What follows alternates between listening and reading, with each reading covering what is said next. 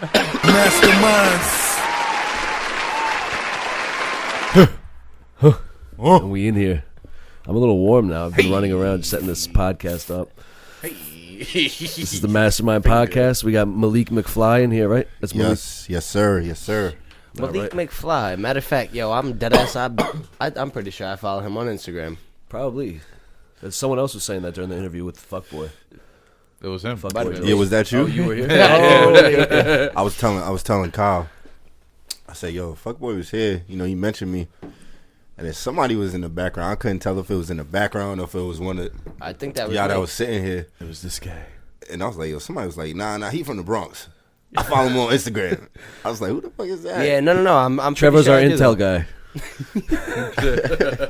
He's got a lot of sources. Yeah, dude. That's it. Nah, I thought that was dope though. Yeah, it's we were saying it's a small world, man. It is. You know what I'm saying? Everybody actually had clipped that part of the podcast. Oh, okay. And I posted it up, and everybody was like, "Yo, that's fucking crazy." Matter of fact, I'm gonna add you on Instagram right now.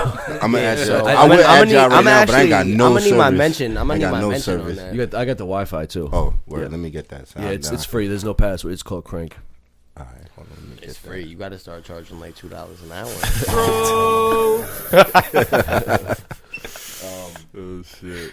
So where you coming from tonight? Where are you staying at now? So I'm on Long Island, man. I've been on Long Island for a little minute, but everybody always got the Wi-Fi. Mm-hmm. Everybody always like affiliates me from being from the city, which I am. You know what I'm saying? You know, I'm from the Bronx, but you know I've been out here for a while. You know that's how, like I said, we were talking a little bit earlier. I've known Fuckboy Jones for a minute. Like how many years approximately? You think? At least 10. Oh shit. Okay. At least. So he had already been going to school out here in Hampton Bays probably at that point, right? Probably. Tell you the truth, I don't even know where he was going to school at. It was just crazy how he met. So quick story. Like I said, he used to date one of my people's sister. I think he's dated like half of Long Island at this point. Yeah, he's a fuckboy. I heard someone else was telling me he's like, yeah, he was fucking my sister's friend. His name is Fuckboy Jones. Yeah, he's a fuckboy. But he was pretty open about that though. He was like, "No, how'd you get the name Fuckboy Jones?" I'm a fuckboy. That's why I respect him. You know what I'm saying? He's one of the realest people I know. You know, never switch up type shit. So, you know, at the time, like I said, he was dating one of my friend's sisters, and I pulled up to where they were staying at, Fuckboy Jones at the computer. I'm talking about no laptop. I'm talking about computer, desktop. Like a Dell? like that big 23 inch. Sitting there writing rhymes to whatever beat he was on at the time, on whatever program he was fucking with. Cool Edit Pro. Probably. Yo, that was. Remember that shit? That you just brought that back because that was probably one of the first programs I ever really started fucking recording on. I don't know how to use it at all, and I'm an audio engineer. I ain't gonna front. That shit was so trash. Yeah. It was so trash. You was better off like fucking with like Fruity Loops or some shit then. You know what I'm saying? But like I said, he was sitting there writing, and I just sat there. I was like, you know, at this time I'm already like writing music, rapping and shit. So I'm like, yo, you know, I'm like you obviously you rap. Yeah, my boy got a studio. It's literally like 5 minutes away. He's like, what? Nah.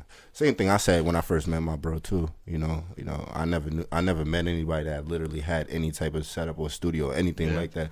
You know what I'm saying? I'm still new to the island technically. Yeah, it's hard to find studios out here at that time. Yeah, you know? Like how long ago was that? That was like 10 years ago. You're saying? At least, you know what I'm saying. Oh, and that's so. I never knew anybody with a studio, so I was like, that sounds crazy to me. Like, I gotta see this. You know what I'm saying? Little and behold, he had a little setup. You know, he had a computer, had Cool Edit Pro on there. The engineer did? Yeah, my boy. Well, he wasn't really an engineer. He actually raps and shit. You know, low key. But at the time, he was doing it. You know, you could say he was engineering at the time, but he was doing it. He had it more so because he was really into rapping. So you know, it was like an extension of the crib, like a little den area that led to, you know, that leads to the garage. Had a little closet in it, but the closet was gutted out. So he basically turned it into a booth. Yep. That's how it goes, man. I've had many home I studios. remember your first fucking home I studio. built a booth. We built the booth out of fucking wood. This shit was like 3x3 And in I- his bedroom. It was in a his nice bedroom.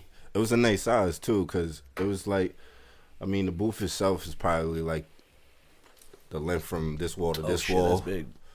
That's a big ass booth. Maybe a little bit smaller, maybe from like right where that wine rack starts to like the back wall. That's It spacious. had a door. Hell yeah. Had a door, Yeah, so it's a we nice didn't booth. we didn't even put fucking like, we wasn't into putting like fucking foam and shit. the or- foam His or the shit, fucking his shit, you couldn't even go in it if or unless the you McDonald's. had a glass of water. Crazy thing is, I used to work at McDonald's, so at times we could have used even the drink holders, but we never even thought of shit That's- about like that's a good that point. too. But fucking, we had a door, it closed, so we used to go in there, had a little mic in there, we used to go in there and rip shit up. Nice.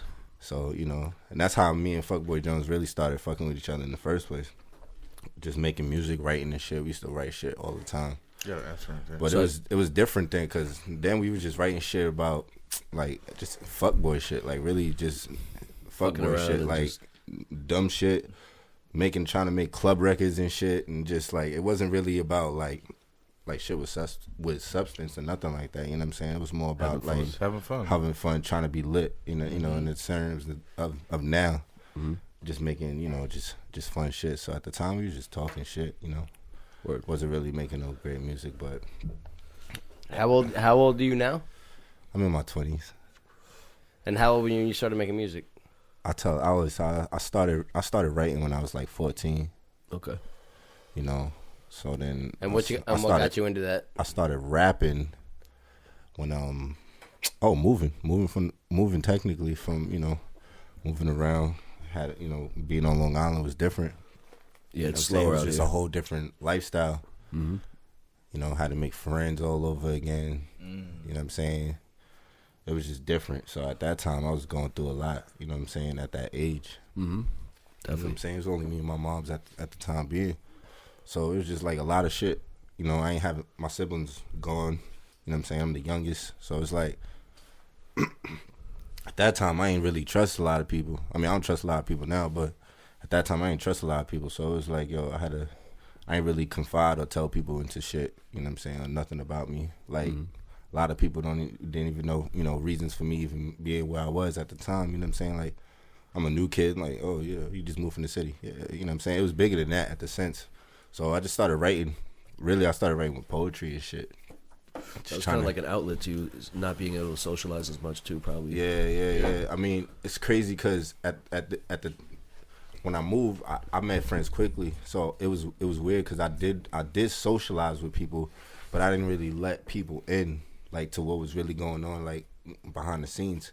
I kind of just played it as two different worlds, Right. And making music, like, especially because I moved from Charlotte, North Carolina, and I came up here, and I didn't know nobody. I peeped that and I think I peeped that in one of your songs I was listening to. I peeped that you was from Charlotte. I was gonna ask you about that earlier, but I'm sure you get that though.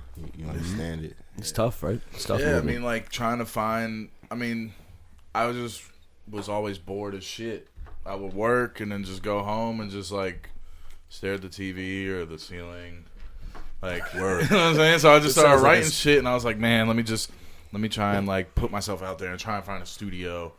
Linked up with him, and now I have history ever since. friends. Nah, now yeah. we're doing shit.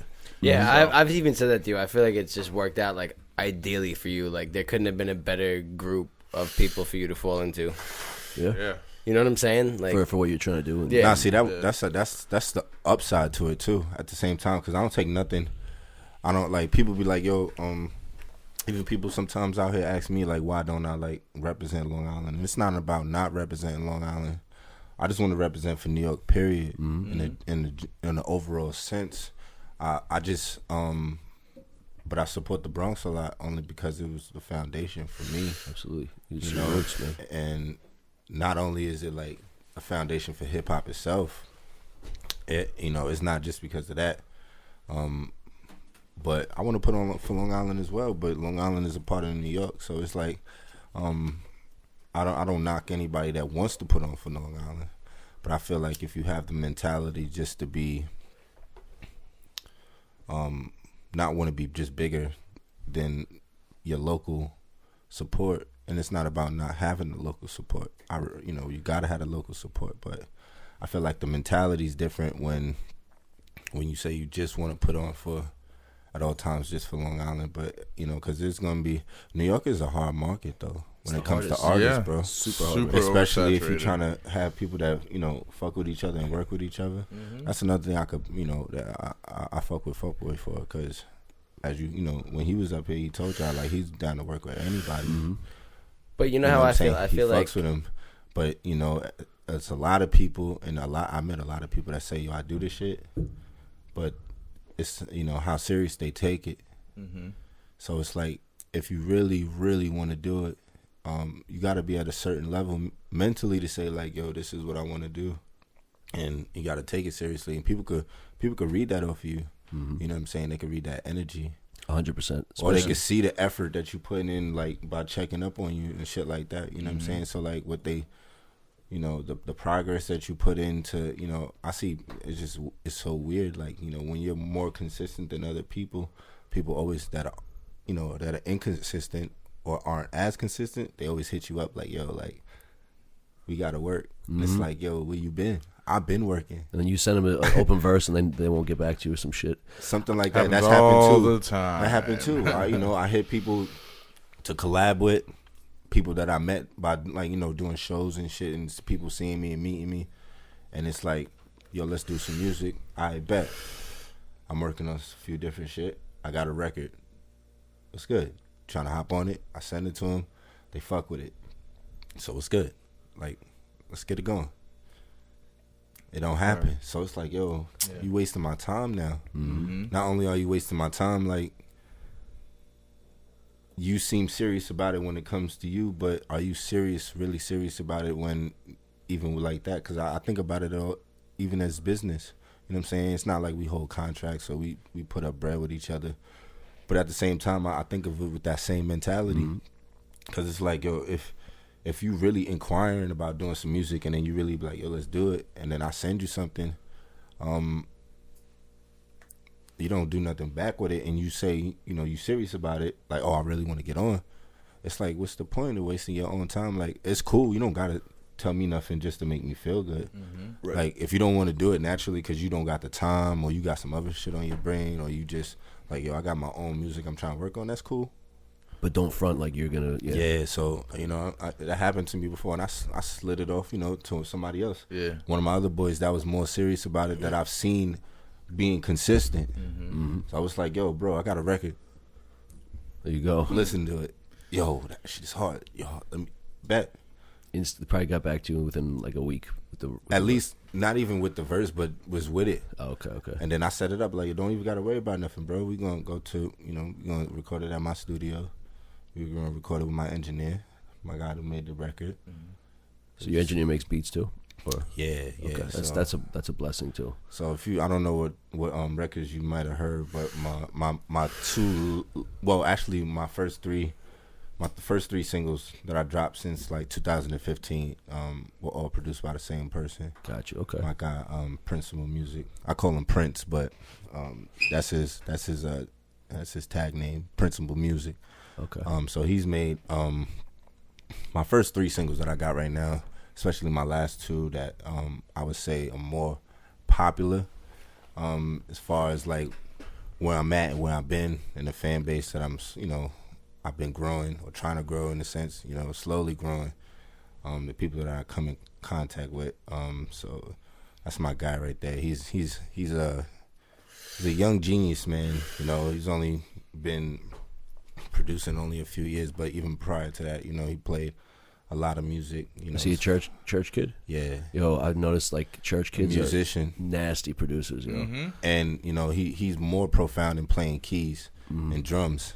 Okay. So I think that's like almost key when it comes to producing. Get him in a big studio. You get a drum set.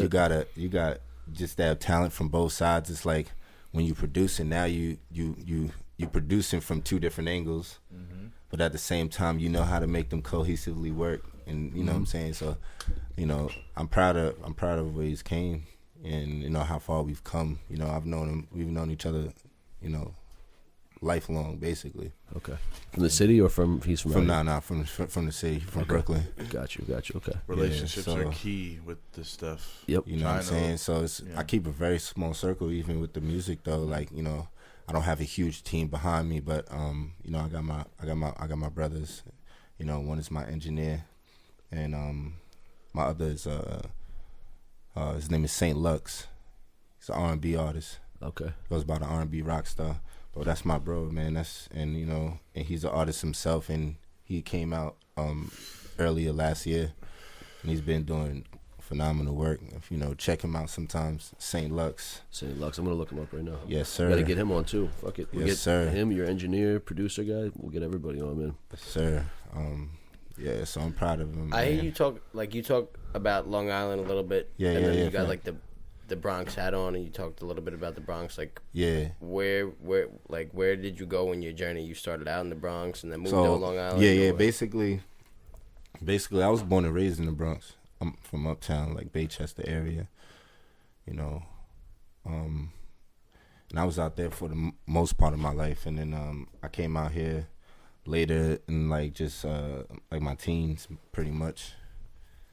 like high school. Yeah. Said like Then 14 around 4 or 14, 15. Mm-hmm. And then I was out here for the most part, and you know, I just, you know, now I'm always traveling or doing some shit, cause you know, just to get out of New York sometimes. But you know, I stay here on Long Island, but it's just like I said, just like it's not even always just putting on for Long Island or putting on for the Bronx. Like, we got a lot of New York artists that I represent, but there's a lot of talent in New York, as everybody knows. But like we said before, New York is like a crazy, terrible market super competitive. sometimes Yeah. to be working with other people. That's why, you know, most people try to, you know, start outside their own state, get a different fan base, because more love is shown. It's also cheaper in other states. For real. What a lot of people don't know is For like, real. not to cut you off, but like No, it's all a good. lot of the radio stations out here, like everyone pays payola for radio play. That's Facts. normal. So like in New York's in It's like the facts. New York City market, it's super expensive. It's crazy. I don't know the exact numbers, but I used to know like pop music is the most expensive to pay for a single on the radio. Because it And probably hip- it gets the most play, right? I think it's like 200,000 for a You know why? hip-hop Because single. not everybody plays hip hop. Right. That's really why. You can always play pop music on any radio station. So it's even more competitive with pop. So it's like it was like $500,000 to get a single on major radio. that makes sense though. This was like probably 8 years ago. That makes sense though, Yep. because like I said, pop records never I go feel like out of that's. style. I feel like as long as it's a good song, though, that's an investment that's gonna pay off. Yeah. Well, if Nah, you get- that's If true. it's a good but, song, but there's, and you there's really believe in literally it, you have the money for it. there's literally some radio stations that won't play certain genres. Right. Like they won't play hip hop. So that's why you see a lot of hip hop artists even crossing over to the pop records though too. yeah, it's more money. Shout out Because- Quavo. If you think about it, pop stations may not play hip hop, but hip hop stations will definitely play pop music. Yeah. Yeah. Yeah, that's They true. might not throw it into heavy rotation like the pop stations do. You know, like Z100, but Z100s they'll play certain things. But you know what I'm saying? Like stations like that, they'll play it, but you know, hip hop artists or hip hop stations, they'll play fucking pop music all day. They'll play whatever. You know what I'm saying? Yep. So it's like it's not really shown the same way. Yeah. Vice versa. That's why a lot of people have to cross over or do crossover, because then it's like you're a hip hop artist, but now you could do something like pop or EDM or house. You know what I'm saying? Where you could do festivals and shit like that. And how do you Yeah. feel about crossing over? Like, because I know to I me, think it's- like I'm into those genres too. Like I genuinely I think eventually- enjoy that shit. I think eventually most people end up doing it. I don't mind it though. I think it honestly, Like, you only listen to hip hop? Like, Oh no. so what nah, what kind yeah. of other Most artists? people do you don't listen to? just- I What ain't kind gonna of what front, kind of like- artists do you listen to that are outside of hip hop? I mean, growing up, I was into mad different shit depending on what it was. Paramore, used to fuck with Paramore heavy. Word. I feel like everybody, yeah. I don't know. Like it depends. Like it depends on what I was listening to. I used to listen to a lot of fucking like light rock back in the days. I was a big Nirvana fan myself. Nirvana's That's my dope. shit. I'm still like a class. It shows how classic old I rock am, is though. Fire to me, You know what I'm saying? and I really like new pop music. I don't know. I just like the I used to direction of listen music to on the pop radio. R&B. like, you know, some classic R&B artists, you know what I'm saying, anything like that. I used to fuck with everything. It's what the mood is, right? Yeah, like, but you know, I think it was just even like my parents, you know, they used to listen to different things too. Yeah, well, that's always your first like, influence for sure. So a lot of that, you know, memory retains, you know what I'm saying? Like I said, it was the foundation really for where I am now, because, you know, when I was being in the Bronx, that was the whole different thing. You know, that's why I'm saying, like, you know, that's where I grew up. So a lot of music that I was exposed to at a younger age, it retained because, like, I was so, like, or my parents were so heavy into, you know, certain genres, you know, hip-hop especially. You know what I'm saying? I grew up around a lot of people that did hip-hop then underground as far as, like, early 90s. You know what I'm saying? So it's like I was exposed to it at all times from a young age. You know what I'm saying? And when you're in those neighborhoods where, like, you have those historic, like, legends where they're from, they're still living there, their family's still living there. So you probably knew, you know, it's facts, you know. So-and-so's it's cousin. crazy. It's crazy. So, like, for as long as I can remember, it was, like, always instilled with me from a young age. I was always around it, you know what I'm saying? So I felt like it was, like, almost destined in my way to find it in a sense. You know, that's when I picked it up, I kind of ran with it. But it was off and on for a long time. There was times I ain't feel like doing it no more. I was like, yo, this is a dub. Like, I'm not, I can't. But then it was times it was like, yo, maybe I ain't write for a while, I ain't record for a while, and somebody hit me, it was like, yo, you still do music? You know what I'm saying? So it kind of brought me back, like, yeah, I still mess with it. Like, what's up? Like, let's get it, you know? And then it was just, after a while, like I said, it was one of those things that just kept coming around. You know what I'm saying? Stopped doing it, wasn't doing it no more. And then, boom, I'll be doing some music, or somebody want to do some music with me. And then it just led to being back into it. But at this time, it was like more of me being a solo artist. You know what I'm saying? Because I was used to being like with another rapper or a group of people that rap. You know what I'm saying? Starting off. But then it was just like, I didn't do it for a while. Life is changing. I'm in different, you know, situations or different chapters of my life. So I'm getting older. I'm not going to be rocking. If I'm going to do music, it's later for being in a group. Or, you know what I'm saying? That shit didn't get popping until like fucking A$AP Rocky and them came out.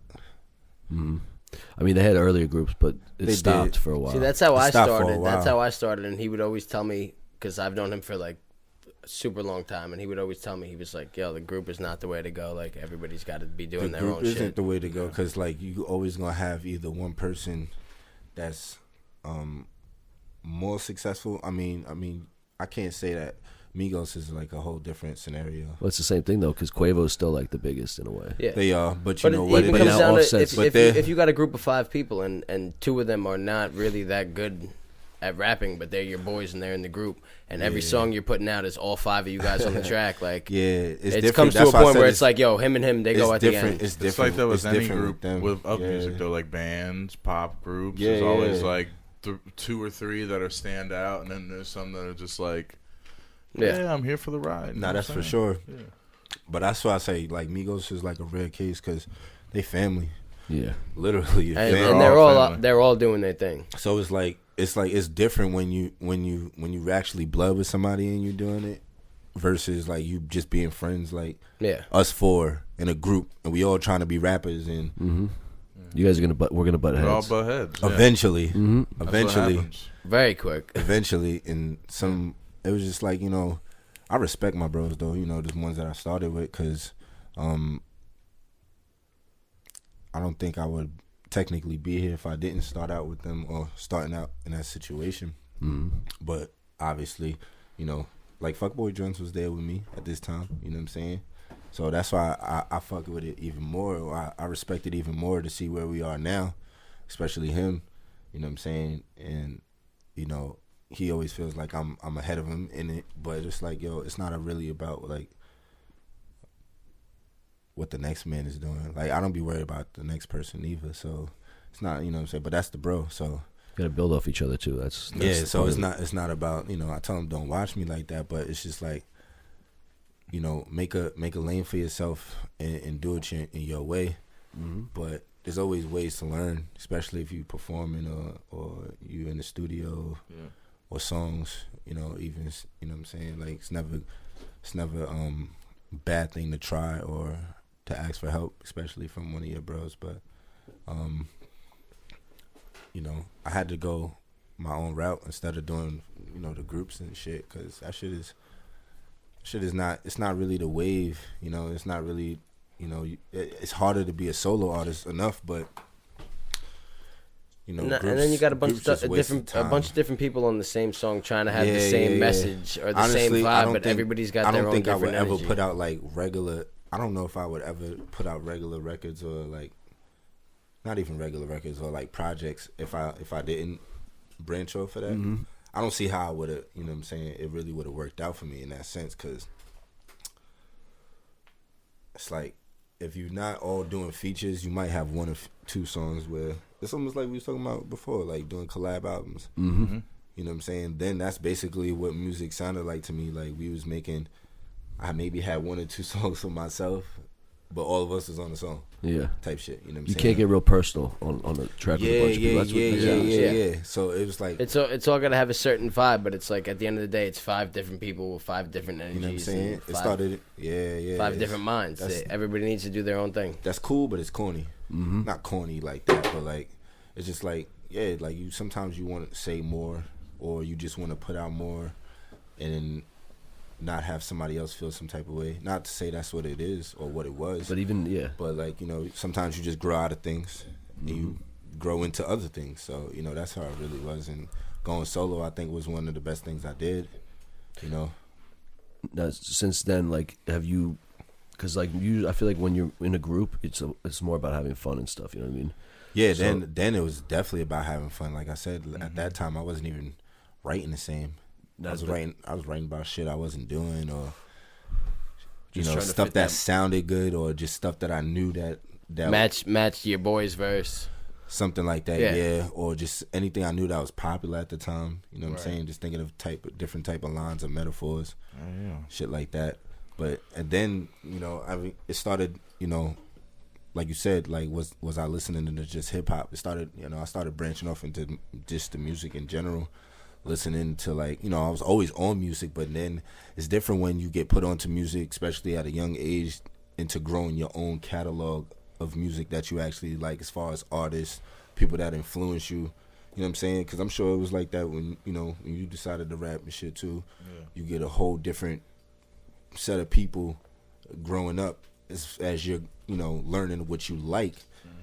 It's like they influence your music in a way. They be like, oh, maybe you want to write something more meaningful, or you just want to have something with a little bit more substance instead of talking about, or you could just say, oh, nah, I could do that, but I could just talk about, dumb shit all day and make that sound good.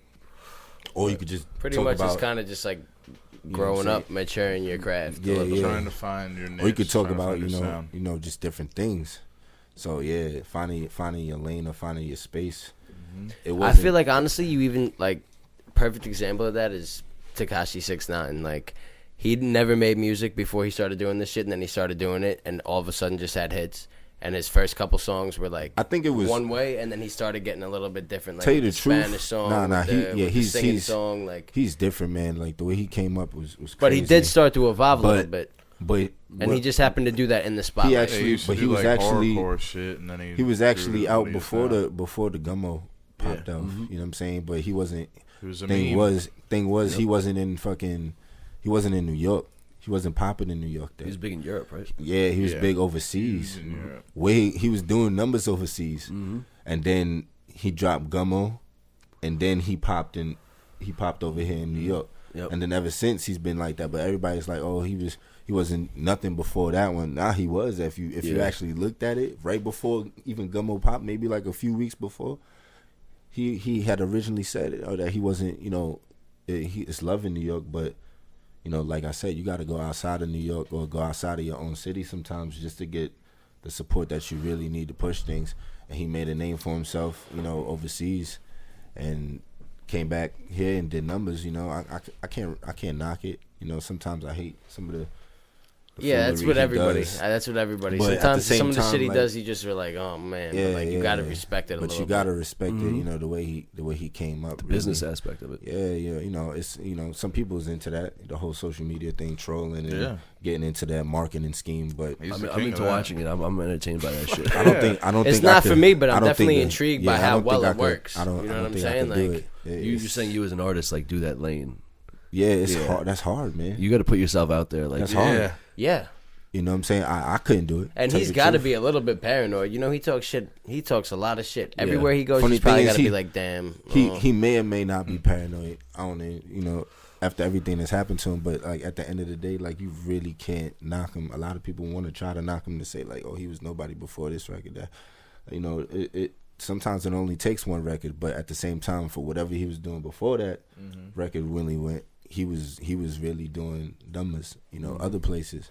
Yeah. It just wasn't being reciprocated in his own city, in the U.S. in general. You know, so until he came over and he dropped up that first record, then he dropped the next record, and then it just kept going. And then 8 more. Here, you know what I'm 10 saying? for Then 10. 8 more, yeah, 10 for 10.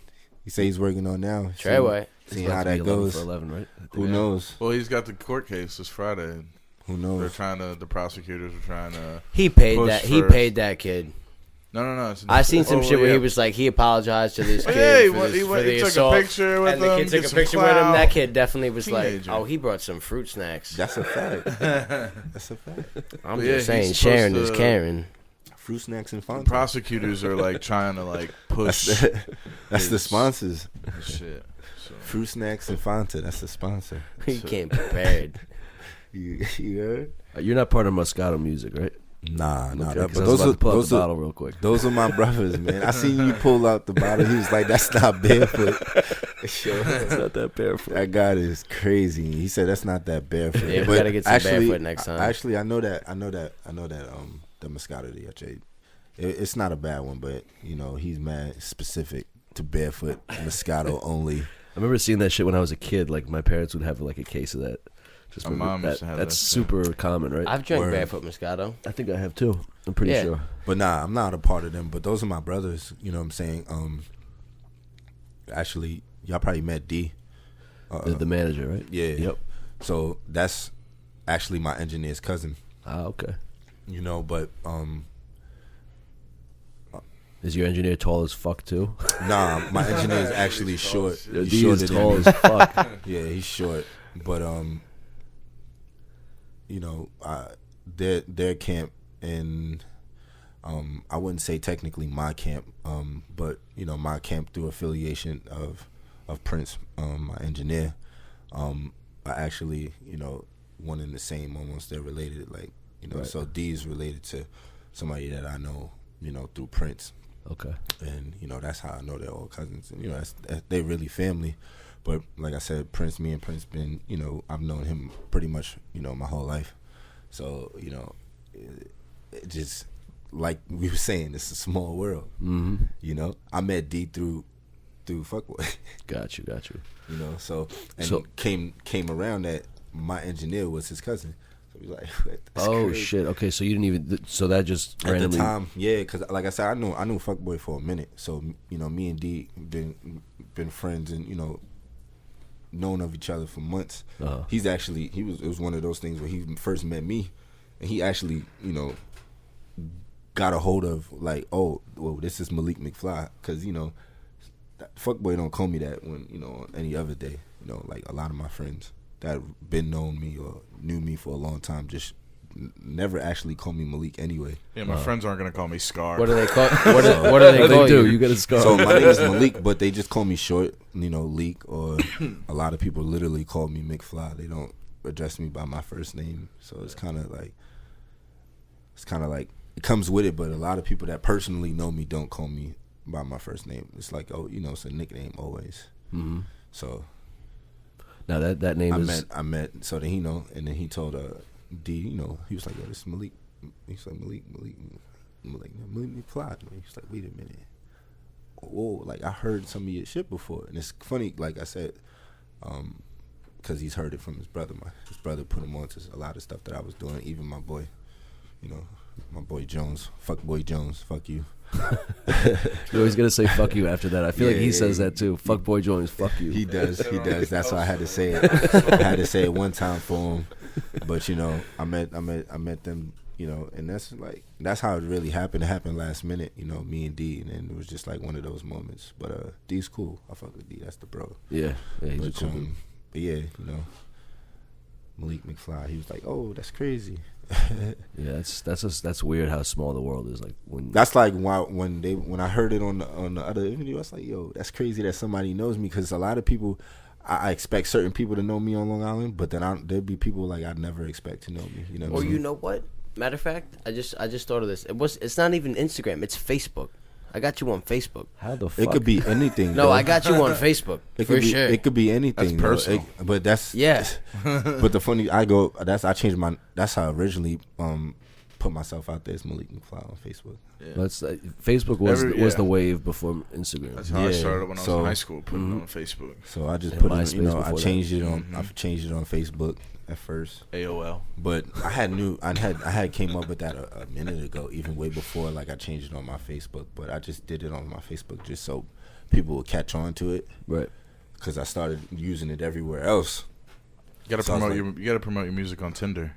I do that shit. Yo, you could post videos, right? So you could post like a Well, you snippet. can put like a Spotify song, like your anthem.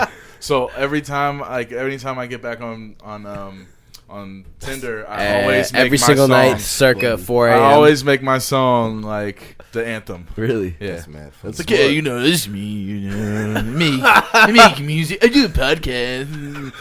Really, really interesting. That's mad funny. Yo, you get Inquire fans that way. within. No, I feel like you're gonna have more people. He's check like, you nah, out. you get bitches that way. You're gonna have more people check you out there than you are on Instagram or Facebook because Facts. people are looking for other people. Yeah. Nah, that's true. And That's where do smart. you take your Tinder dates? Well, dude, McDonald's. last weekend, remember Oh, let's hear it. I got a room or whatever Uh-huh. with she doesn't watch this. Where is the room for the people? Because Ah, I know no. because I know where the room was, and it's funny to know. Location.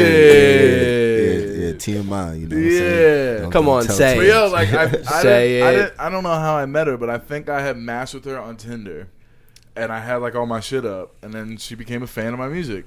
That's like, dope. like I That's don't remember. funny. You know what I'm saying? Like, That's kind of crazy. Shout out all the women out I there that encourage suck it. penis just because you like the man's music. Get on Tinder kinda and promote get your on shit. Tinder and check my Nah, singles I out. used to do that shit on Facebook, crazy, but Facebook started getting weird. Yeah. Yeah, So- it's I don't think really anybody weird. uses it anymore. I That's ain't why gonna they had to front. go I and use buy it. It's just a Instagram bunch and of shit. shit Not even gonna memes front. and Facebook, it was. Fucking I didn't memes. post too much Yeah, on Facebook, shitty but when I posts. These did, fucking millennials. I'll post like fucking videos and shit, like new videos, and then Mhm. I'd fucking secretly spam it to everybody. Yeah. Tag people. Yeah, you know, but they don't let you do shit like that no more. But I ain't even gonna front that shit. I know people probably get annoyed at that.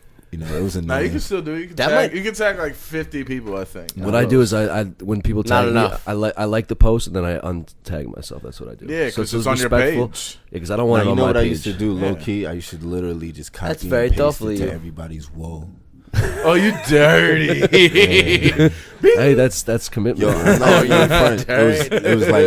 It was like sometimes Nah, like facts, I used to do the same shit. sometimes like it just not even to just be like, oh yeah, I'm trying to go viral, you know, nothing, because this is way before viral was even a Just thing. kind of A like, thing. listen to my But you know what I'm stuff. saying, like yeah, like you can either I mess make with music it or you here. can not mess with it. I mean, man, it's almost like And how I feel people like do back now in the day they- when it was like that, like back in the day before viral was a thing, and you were just posting this shit on somebody's wall, it was almost like, if I post this shit, you're gonna listen to it. most of the time you really are, because Yeah, if you posted some shit on my wall, I would have been like, what's that?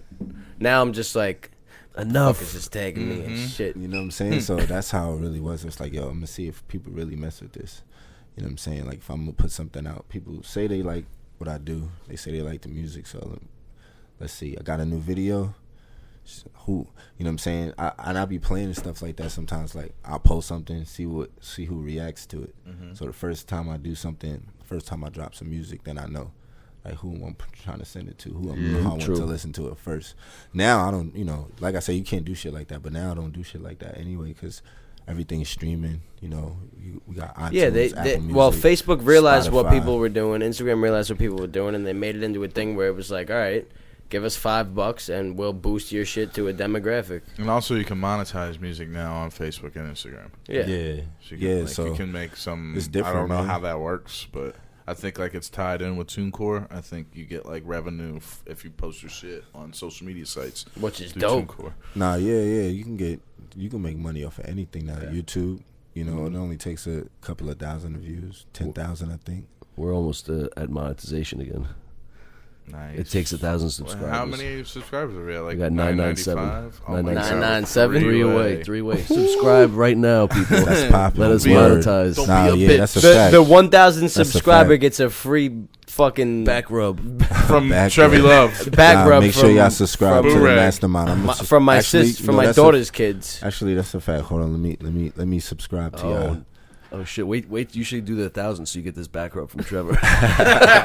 and you get a free do-rag from Boo-rag. Signed. Yeah, It's signed. sweet. Nah, I'm definitely Not Kid Sammy, definitely just gonna- Boo-rag on I'm there. definitely gonna hold on. I think the Wi-Fi's back up. I'm gonna get you on Instagram. It's kind of too. like, yeah. Yeah, I gotta get you definitely. I'll get You want on to play a Instagram, song too. real quick? Take a quick Oh, yeah, that's- intermission. That's up to y'all. Yeah, definitely. I like to showcase some music. You want to play something off your YouTube channel, or you got something newer? A lot of that is actually new. So I don't know what popped up, but my latest records right now are record called "Used to" and "For You." A lot of people seem to like "For You." I do a lot of performances as well, so Okay. that's one of the records I be performing a lot. And a lot of people seem to fuck with that. No, I like to, the first record caters more to the ladies, but second It's a good record is way like to, a, like, it's like a, it could cater to the ladies too. But It's a lot of- always a lot of very dudes be important to low-key cater to fucking the with it, ladies. you know what I'm saying? 'cause Facts. Always, that's like, you learn that from a lot of artists even now. Like the biggest one. the ladies are the ones that buy the music. Facts. They're gonna get it and be like, oh my God, they're playing this. And They're they all, playing with their and friends the they're like, ladies "Oh my and the God." ladies are also the only ones that got their daddy's credit card number. So it ain't False. it Kid ain't. Sammy this does guy. too. Yeah, I was about to say, I know Actually, a lot of guys. I out said here ladies. that- Well, it's different Yeah. around here, but I'm saying in general. That's a fact. But those are two of my last, my most recent records. I don't. What was the? I see "Used to." I don't see the other one. For you. For You. I don't see that on your YouTube channel. Is it on maybe a different page? Probably. Are you on YouTube right now? Yep. Just type in For You. Yeah, you see. Oh, it. hold up. Right? Is it called? Nah, No. it should It's be called on For there. You. Oh, right there. They'll try to change the name of his Oh, song. there we go. There we go. It's All got- right. It'll be up there. It's definitely got to be up there. Yep, I got it. Letter 4, number 4. I mean, Yeah. Letter 4. So we Chill, got, chill, chill. Shout out Rumplemans. Yo, he didn't even peep that. He didn't even peep that. He needs some milk. That's funny. True. we got Malik McFly with "For You" right here.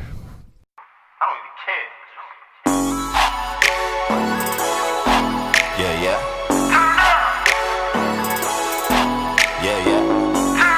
It's fly music, you know how I do it, man. Let's get it. I'ma stay down for you. Always stay down for you. Forever be down for you. I'll be down for you. I'ma hold it down for you. I'll stick around for you. Forever be down for you. I'ma stay down for you. Always stay down for you. Forever be down for you. I'll be down for you. I'ma hold it down for you. I'll stick around for you. Forever be down for you. Down for you. Girl, I'm down for you. Down for you. Down for you. Down for you. Baby, I'm down for you. Down for you. Down for you. Down for you. I'm down for you. Down for you. She just wanna roll with a nigga like me. Blow smoke with a nigga like me. Love when I pull up in the V.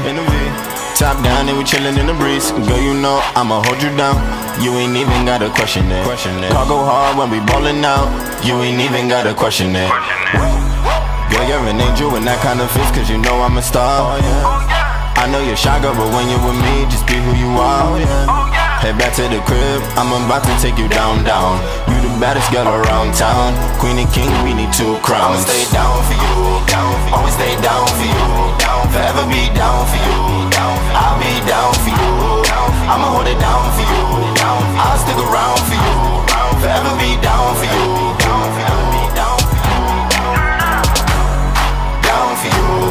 Girl, I'm down for you, down for you, down for you, down for you. Baby, I'm down for you, down for you, down for you, down for you. I'm down for you. Baby girl wanna take a trip, London, Dubai, then it's back to LA. Stepping out, always flexing on them. No one compares when it comes to you, baby. G5 when we fly out, phone calls when we ride out. She love the way that I grind out. Let me show you what this life is. I'ma stay down for you, I'll stick around for you. When we hit the club, then you know we turning up. Bring another round or 2. She love the way I stunt and she rolling on my blunt. Smoke the whole pound or 2. These hoes get nothing, cause I'm down for you. I'ma stay down for you, always stay down for you. Forever be down for you, I'll be down for you. I'ma hold it down for you, I'll stick around for you. Forever be down for you. I'ma stay down for you, always stay down for you. Forever be down for you, I'll be down for you. I'ma hold it down for you, I'll stick around for you. Forever be down for you. Girl, I'm down for you, down for you, down for you, down for you. Baby, I'm down for you, down for you, down for you, down for you. I'm down for you, down for you, down for you. Oh yeah. He dancing into his video. I follow him enough to know that much, but like I don't really know him personally. Other than that, dog. I know people. I know people that know him, and mutually, mutual friends type shit that I've actually met through music that know him, but I don't know him personally. He's doing well. I mean, I feel like he's got a name in Long Island. Who are we talking about? Passport General. We'll get him on an interview. I think we can make it happen. Yeah, I could probably make it happen. Mm-hmm. But yeah, I don't really mess with too many Long Island artists. I respect a lot of Long Island artists though. Mm-hmm. But I don't really, I can't say I link up with too many of them. I know a lot of them, a few dope ones. You know what I'm saying? So it's love. You need that sad music. Talk to DJ over Hey, here. Yeah, I was gonna say. hello. We definitely got some fire on the I'll island. make you want to kill yourself. This guy right here. You want some emo style music, Yeah. or I some do all that really type of aggressive shit. Yeah, I'm either He's- really sad or really aggressive. He's like the aggressive. bipolar rapper. Yeah, That's mad funny. Yeah. Nah, got it all. like I Got said, it all over here. Yeah, You need that. know? You need that. That's substance right there. I feel like music gotta have substance. People feel it in their soul. Even like that record that we just played. It has it's more of like a outside record, not outside record, but outside record, but like something that you go to the club to and you listen to. But like It's got that beat. I like classic me. I like to make stuff that have a lot more depth. Gets deep into really something sometimes. You know what I'm saying? Just more substance, more vulnerability. Being able to express yourself really. You know what I'm saying? On a deeper scale than trying to make everybody just have a good time. True. Like even like yes, my music is very sad and it derives from a lot of like I bet my you a lot of people depression fuck with that though. and shit. But like I'm blessed with everything I've been through because when you first start making music when you're in high school, you ain't got shit to talk about. You ain't been through life. That's Yeah. what I was saying. That's why people rap about. That's what I was shit they don't saying. have. Yeah. That's exactly what I was saying. Well, back then it was different when I was writing stuff I was writing about. Just writing about what the fuck topics, ever. what I was writing about. We were pretty much wasn't the writing same. about what everybody was writing about. Wasn't exactly like what you knew people wanted to hear. Yeah. You know what I'm saying? So like, but now it's different. Like, you start Well, to music grow. also changed a lot since the time, like Yeah. 8 years ago, 10 years ago. It definitely did. Hip Now, hop opened up a lot. but you know Now what it's I'm like you saying? could really talk about shit you're feeling as opposed to just like the shit you have. That's what people want. Or for just real. being a tough guy. He was a tough guy thing for a while. Yeah. Like being a rapper, I feel Yeah. like. For I mean, real. that changed a lot. Like, I think That's Kanye still the changed that shit. perspective of that though. To a degree, but Kanye, I think, opened the door for people to be like, Like- there's other Like, issues. hey, I just like I making think it had. music. I think I'm the a pussy, emotional though. shit had a lot to do with Drake. honestly. Kanye started that for Drake though too. Mm-hmm. 808s and Heartbreaks. Yeah, but Drake took it to that took it shit. to like a whole new level of like really, really soft. I ain't even going front. Come on. Drake was the first reason I wanted to really change what I wrote about in the first place. Mm-hmm. I'm not talking about like now Drake. I'm talking about like classic Drake. Like, Yeah. First mixtape. Stan. First mixtape kind of Drake. You know what I'm saying? So I think that did it for a lot of people. it was like it was something different. Like, once again, I knew Drake from his past. Doing acting and shit like that. Mm-hmm. But when I also knew he did music though, and then by the time like So Far Gone came out and he really popped, it was like like the shit that he was putting out before that, it was like. Like Room for Improvement, Comeback Season. Yeah, exactly. He had dropped like a bunch of other like I think Little he did a shit. mixtape with like DJ Little Drama or The Don first shit King, I heard think. from him was "City Is Mine." That's fuck. It's That one song of the is two. fire. That's on That's on Room for Improvement. That's Room for Improvement. I don't think it's Comeback Season. I was gonna say it's comeback I don't think season, so, though. but funny thing is, a lot of people don't even know no Room for Improvement. Exactly. Yeah, I don't think I do. I was, and it's I don't think I weird, do. I was Everybody like one of the thinks- only people that didn't know Drake from Degrassi. Yo, either. that's what I'm saying. I didn't know him from I respect Degrassi. that. Like I started listening to Drake, and then he dropped So Far Gone, and then like the fucking memes were popping up with him in the wheelchair, and I'm like, oh, he was on fucking Yeah, TV. And yeah. I started watching Degrassi because I A lot love of Drake so people- much. A lot of people didn't even know. I'm a what Drake saying? stan, dude. A lot of Don't look at me people weird. A lot of people got onto Drake when So Far Gone basically That's turned when he into an popped. album, Yeah. and when he popped, a lot of people, some people may know Comeback Season, but a lot of Yeah, people, that, a lot of people that tracks right there. that be like, yo, I'm a Drake fan, really don't even know his mixtape. So, Yeah. and nobody knows about Room for Improvement. So it's Yeah, like if man. you was really listening to Drake back then, like you could tell, that's really what made me want to rap in the first place. Because at that time when he was, Room for Improvement especially, but when he dropped Comeback Season, it was like, whew, like okay, like you could be an artist or you could be a rapper, and you could talk about some shit, a lot of shit with substance, and just something with a deeper feeling. And he's the definition of evolution. Yeah, for real. Yeah. He's completely changed. For real. So Yeah. Good though. that was really Biggest wild. artist in the world. He's right? got a track with Michael Jackson on his new album. Yeah, I know. Yeah. Like, shit is wild. Like Moment of Silence. Like Yeah, Yo, like That shit that is album, crazy. I think he only That's had one of- like that's two one of my features favorite of songs. people that were alive. Yo, that song is fucking Static fire. Major hard. was on it. it's fire. It's crazy because it's 2018 where a song that soft, I could look at you dead in the eyes and full-heartedly be like, that song is hard as fuck. That shit is fire. That song is hard as Drake's shit. the only type to be able to do that shit, where he can put out some soft shit. And people How do are you gonna even fuck get with that? it. How do you do a song with Dude, MJ? he's got money. He can fucking World. pay for some type All you of gotta royalties ask- for the estate. All you gotta ask is for permission from the actual estate. And who doesn't fuck with Drake? He's like one of the nice guys. Not to in mention, rags. not to mention, MJ's dad's all about the Benjamins, so Drake What? was probably like, "Yo, I got you." Nah, I had seen a tweet when Scorpion dropped, Joe Jackson passed away. Facts. Like right before or something like that, and he was like, yeah, Joe Jackson died, went to heaven, and told Michael Jackson, get back to work, and hit him in the face, and he gave Drake the feature. That's OD. That's OD. That's OD. That's terrible. That's terrible. That's a good one. That's was a good one. terrible. Oh shit. Yeah, That that's really is crazy though. Yeah, because I started making music from the first rap album that I fell in love with was the Carter 3. So Drake Was that the one with 3-Pete? Yeah. Ooh. Repeat, let the beat build. Carter 3. Yeah. Ooh. Shoot me down. I ain't even going for Millie. Old Wayne made me want to rap. You know what I'm Yeah, saying? man. Like, you know what I'm saying? He's a Lil goat. Wayne was one of my influences too growing up. What'd I you used think to of the listen Carter to- 5?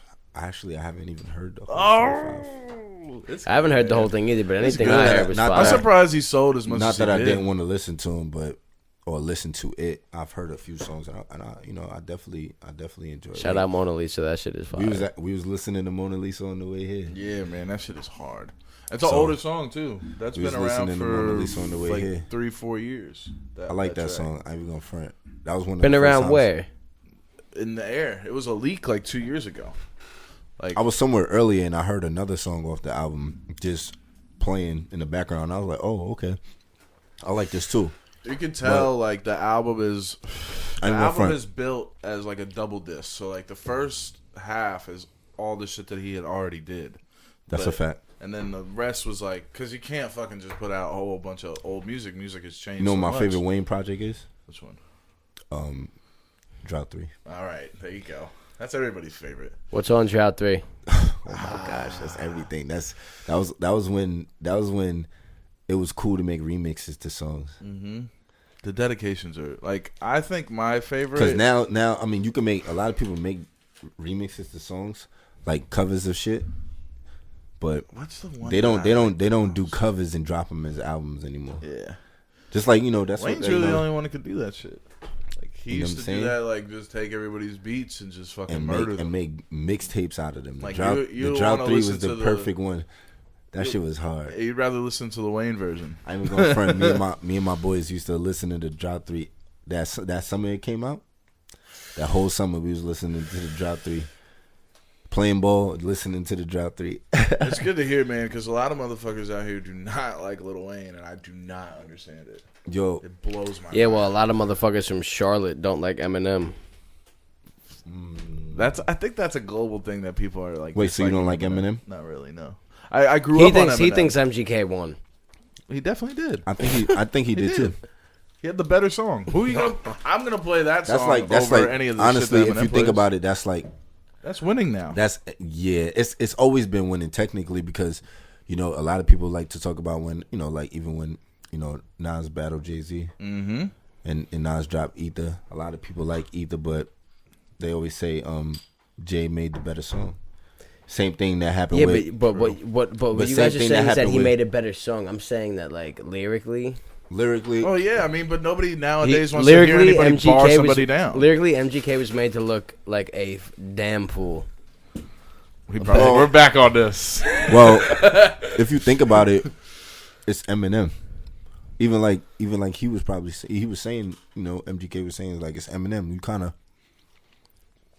You expect people to do that. Even like when people go at Drake, it's like, yo, why would you do that? But at the same time, it's like, well, that's a different story.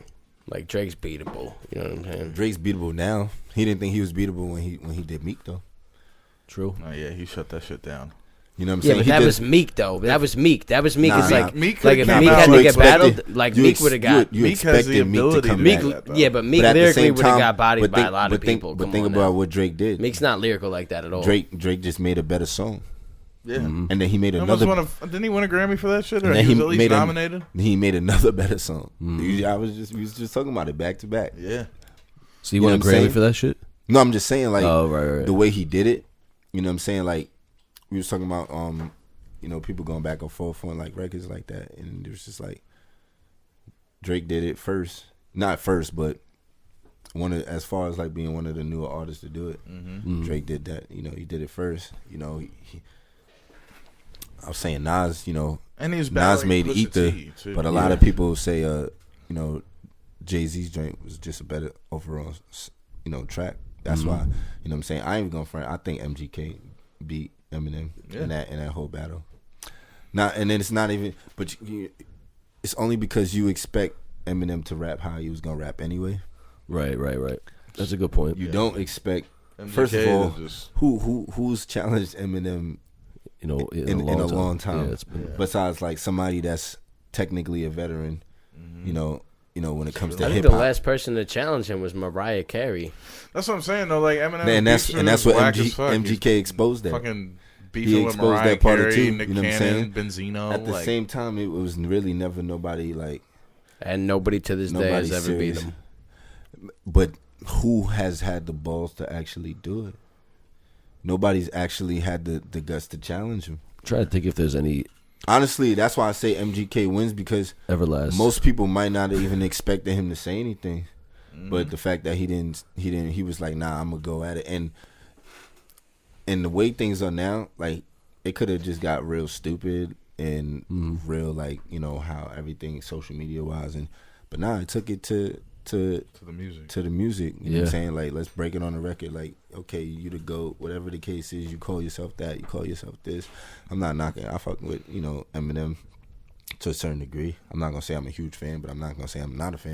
You know what I'm saying? But at the same time, like being Eminem, how many people have actually had the guts to say anything to him where it challenged him like that? You know what I'm saying? Yeah. And he responded. I feel like they're gonna get on stage together. And at he some point. responded. That, Oh, and yeah, that, that's honestly, part of it. That's the greatest rollout ever. That's the same. Yeah, because Drake is doing that with everybody. Yeah. Think No. about it. He just did it with No, Meek. Drake him did and that. Meek. Nope. Drake did Not it. gonna with- happen. Drake Meek is did it doing- with Chris Brown. Yeah, Chris Drake's Brown, not him Eminem. But at the what? it's gonna happen. It's gonna. But it's the gonna same. happen. It's the same sense though. Yeah. It's the same sense. What, but you'll never. Just how I mean, my fake MGK bottle. handled how MGK just handled the whole thing. Like it was just way different. It than was- Eminem. it was Eminem, way right? different than What you're anybody saying, did. like it was expected, but like MGK did his research. Also, MGK is a fan of Barely. Eminem. And he So, like, respectably knows- came at him. it's Yeah. crazy. Yeah. So that's why I say he didn't really lose because like nobody has had the guts to do what he did, and then. It's not like he did terrible. He didn't do a bad job. Even was with good. Both of the.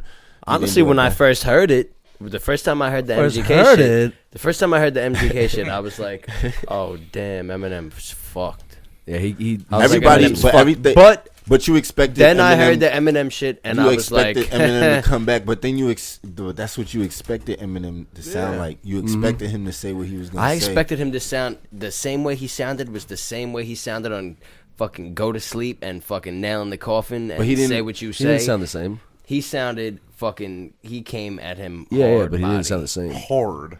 But do you think? His energy was the same. Dadas. His energy was the same. You know those buttons are crazy. I fuck with that. I like that. That's funny. He said, "Huzzah!" That's him right there. I know. He was telling me before. Yeah, He I was so proud of it. low key. I Tells every guest. I spent some Yeah, time I got as a button. superhero. I like this. Is it this one? You are fake news. That's my favorite one now. That's good. That's played out. Designer. Shout out to The designer. designer, dude. We were watching. What were we watching with designer? Fucking Gigi and the Snoop Dogg shit. Oh my the, God, the That's highest hilarious. moments. The highest moments, and yeah, fucking designer's just I like, love designer, man. He's always smiling, dude. Nah, Dude, word. He's always Wherever super he laughs. happy. Except for when he punched that fan Did he? a few weeks ago. Yeah, you ain't see that? Oh. No. Oh yeah, when he was performing. I And didn't when he watch pulled- it. yeah, but Then when he pulled his dick out and said he, Oh yeah, he got arrested for that. I'm not gonna lie. Like we went to the freshman. But shout out designer though. I fuck with designer. Me Yeah, too. me Me too. too. His energy's good. Heavy. We were me and a couple buddies went to the Double XL freshman like concert at the Sony. When was that? Last year? No, this was like 2 years ago. I think. Bless you. Yachty was on it. thank you. Lil Dicky. G Oh Herbo. yeah.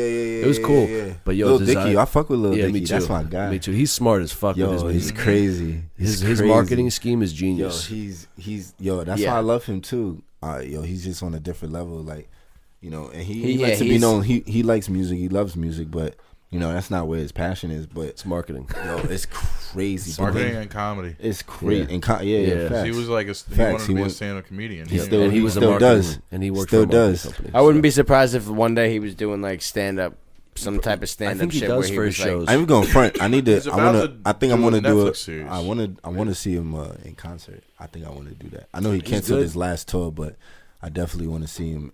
I think that's yeah, one that'd be person I sick. want to see. That'd be a Lil good, Dicky. well put together he's show. fuck- He performs Yo. good, man. Does he? Yeah, that's that. He Have was you at seen the him? show. That was at the Double XL freshman. Oh, word, Yeah. facts. We were just talking about that. Duh. Yo, he killed it. Him and Designer were the two best. Honestly, Dave East was there, and he was boring on stage. The designer. That's do my his, guy. no, I Dave fuck East. with Dave East, but he. my Well, we guy. went to that other thing with Dave East Which where we shot the yeah, with Matt, and it in was Brooklyn? that was a pretty boring with the performance the too. bed and the breakfast thing. Yeah. the brunch thing. That was pretty droll. droll. Just had like crazy I've seen Dave East lights. a bunch of times. Nah, that's actually. my guy. Yeah, and I fuck with his music. I just feel like performance wise, There's not He's- really too much energy, or it's not. But you got some rappers. You know, it's just they rap. But he's got bars though. Yeah. yeah. You know what I'm saying? But that's the guy though. That's the bro. Mm-hmm. Yo, he makes. I fuck with him heavy. That Yeah, he's got some that bars. beloved. The album. That Yeah, shit- I that listened shit to a is bunch of it. It's good. That shit's hard. When we did the show for Mac Vic at that tavern where I forgot my Yeah, words. yeah. Is that where we bumping it on the way there? No, there was a guy off, I think, Pac or something Oh, like yeah, that. yeah. He's in his camp. He's like linked Yeah, with yeah, yeah. Dave I East. remember we were talking to his boy. Yeah. Yeah. So Word. I thought that was kind of Feeve doesn't have beef with Davies, but there's like some tension because they're both they're both from Spanish Harlem. He was quick with that. Well, he's from Washington Heights, sort of, right? No, he's from Harlem. I think Well, so. we ride on the always like spaceship Harlem. over here, cuz. Yeah. Shout out to High. Yeah. Have you ever heard of this guy UFO Feeve? No. Okay, he's from Spanish Harlem. He's getting big. He's like been working with him for a while. Okay. He's in Terror Squad. Yeah, he's signed with Fat Joe. Like, Oh, nice. yeah, To the so- Rock. To the Rock. To the Rock. Yeah, I'm waiting for Fat Joe to call me too. Hey, Shit, aren't Yo, we Terror all? Squad was it? Yo. Yeah, it was. Speaking of sports, remember when Terror Squad used to have teams running through the tournament? They was like the hottest. Oh, this at the Basketball Rucker. tournament, You talking about? They Yeah, was like the I had hottest the team. blackout or whatever. the Fat what? Joe had the hottest team. Shout out to Terror Was it? Squad. His team was the best. Yeah, I don't remember It was that. I've always, heard him it was talk always about it on Terror Squad. podcasts. Yeah. It was always Terror Squad. Terror Squad used to be popping back then. He was on top. He won a had the few- streets, man. He won a He's few- he won a few still up championships. there.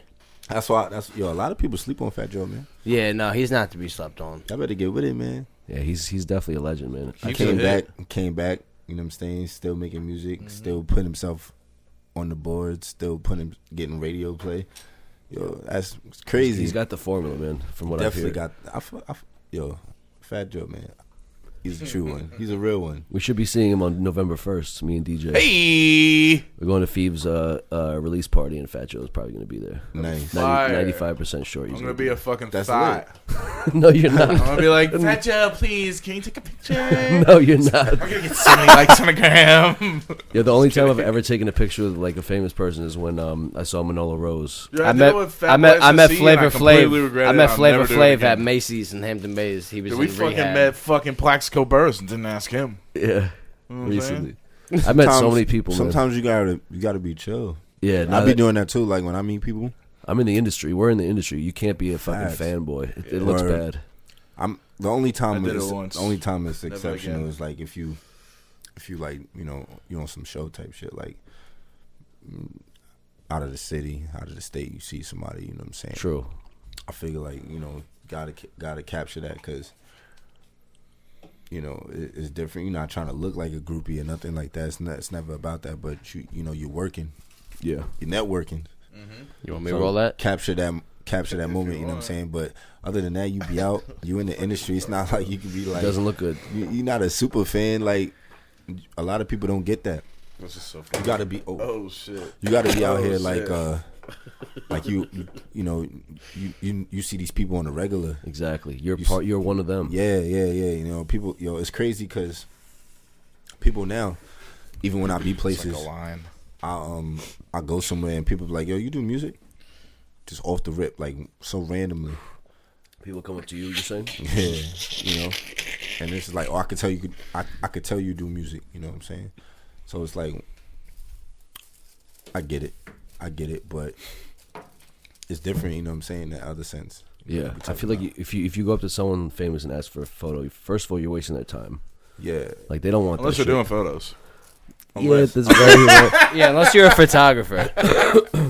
but if you trying to be in it, it just like we said, it don't really look good. You walking up trying to Yeah. catch pictures. With And you them all feel day. mad weird when you do it. Like if you're in the studio with them, that makes That's sense. Like, yo, different. let's get That's a picture. different. Like, we're If working. you're at That's just like a random You know what I'm event. saying? Yeah. Or just randomly See 'em on seeing the them, or like streets. if you could be somewhere, like just being in the same presence as them.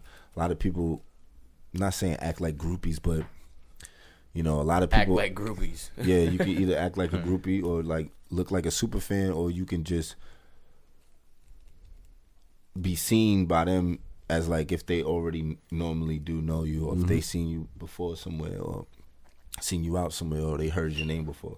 Like it's you want to play it different. You don't I've been places where I've been around people and certain people that are technically on right now or really popping. It's like when you come into contact with these people, or you come, you meet these people, you see these people for the first time, or just in general, it's not time to be like, Oh my God. oh my gosh, like, yo, let me get a pic with you, like, oh my gosh, like, yo, my name is this, and I don't knock anybody that's probably like rap for anybody, That's just That's- annoying though. I was about It- to it ask used you, to- like, it how used do to you be- feel about people It just used like to be coming up? dope. It used to Yeah. be dope because you know what I'm saying. Like that's how some people got. That's on. how Big Sean got on. I was Yeah. just about to Yeah, say yeah. Big Sean's Yeah. one of my favorite artists. Is he? You know what I'm saying? Yeah, Okay. that's a fact. Word. That's dope. He's you know, super stuff. like just like before we saying, I fuck with Drake. That was one of the first people that made me want to start rapping. And my favorite rapper is Fabulous though. Okay. He That's a was at fact. one point for me too. So, you know, and I don't know if I think you had walked off, but I think I was telling Scar that Can you roll that away from the fucking mic, dude? I can like hear it. Lil Wayne. I used to listen to a lot of Lil Wayne back in the day too. I was just telling We were him, like, bonding on Lil Wayne. yeah, my favorite It's project rare. from him is the Drought 3. I think that was one of my classics. Okay. And then, you know, other than that, it was just, you know, blended in with other music. But yeah. What's your favorite Carter? Ooh, that's a tough one, man. I like Yeah. 3 Mine's and 3. 4. My favorite's 3. A lot of people say 2. That's hard. Like they say 2 is That's the really classic. hard. I think 3 for me too is the most memorable. At least. 3 is Yeah, what 3. got me to love the shit. 3 was like I was like going to summer camp was a upstate, and fucking that was like emo in my kid. CD player. That's Like, you on were my that young? And I headphones. just You were that started young? listening to Lil Wayne. Yeah, I was maybe because of MySpace. 12 or something. We can't have 2 combos at once. Yeah, We gotta- yeah, sure. They were talking. Carter 3. No, because I was editing this podcast like the other day, and like we were all talking over each other. I was like, "Yo, this shit, we can't do this." It's like Drink Champs. Shout out Nori. Shout him out. Ryan's gonna be on that show, right? Yeah, apparently. That's fucking crazy. Yeah. Our dude. He's- I don't. Never mind. What? Nah, he had told us something like off camera. Oh, okay. So I almost spilled the beans just now. On camera, too. Yeah, facts. Oh, man. That's But crazy. just know that we do have that information. Don't ever get At it our twisted. disposal. Don't fuck us. That's funny. Figuratively. Of course. Or literally. I don't like Yeah, that. don't do either. Please don't fuck me. Either way. No homo. So I've been wanting to ask you this for a while. So like, are you? What does the name come from? Is it at all about from Back to the Future? Or? I knew that was coming. Yeah, of course. McFly It's- shit. It's got to be. It's I just knew like it was the coming. yeah. Had to ask. Nah, ironically, it's all about coincidence and just, you know, ironically, that's one of my favorite movies. Mine too. It's one of Honestly. my favorites. You know, a classic. Which one's your The favorite? way it's I knew that was done. coming too. Because mine's 2. I don't.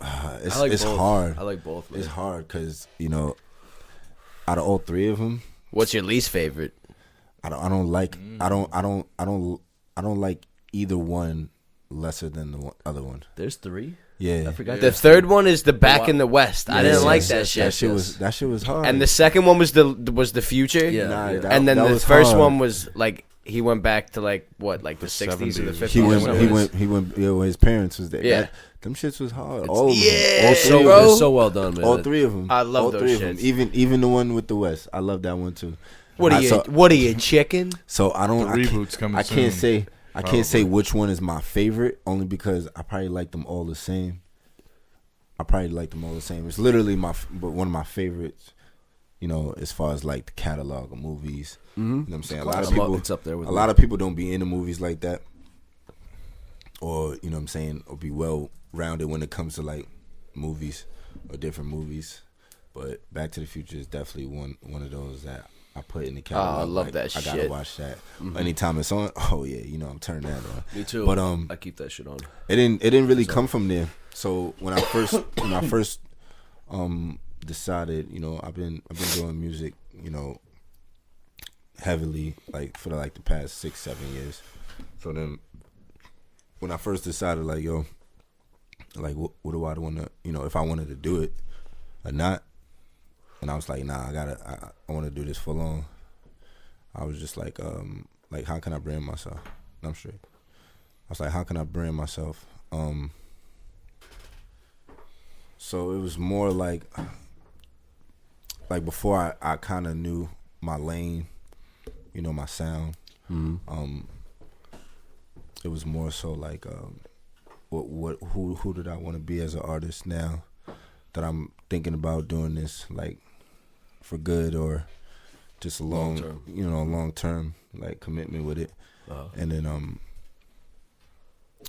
So a lot of my tags, sometimes you'll hear it in, I say majority of my songs. If not, you'll definitely hear me say it in one song or the other. But, I say Fly, it's Fly Music, how I do it. So Fly Music, it was the brand that I felt like described me, but also described the music, and not in the sense of like Fly being like flashy, but in the sense of, when you think of things that are fly, sometimes you think of the way it makes you feel as far as like moods, or it could be smooth, it could be suave. Yeah, I'm feeling fly right now. It could be laid back, or it could be deep at the same time, but still have that still have like a certain taste or a certain value to it. Fly is like swag. You know what I'm saying? Yeah, real swaggy. Swag. Personable. That should be a button. Type shit. So, that's really swag. Where make that. You got another African, the super African guy? Swag.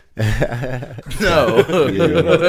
So, My fault. no, that's cool. Just started out with that, just saying, Fly Music. That's how I wanted to brand, myself in my music. I actually got it tatted on me on my arm. Okay. So, it was just like, yeah.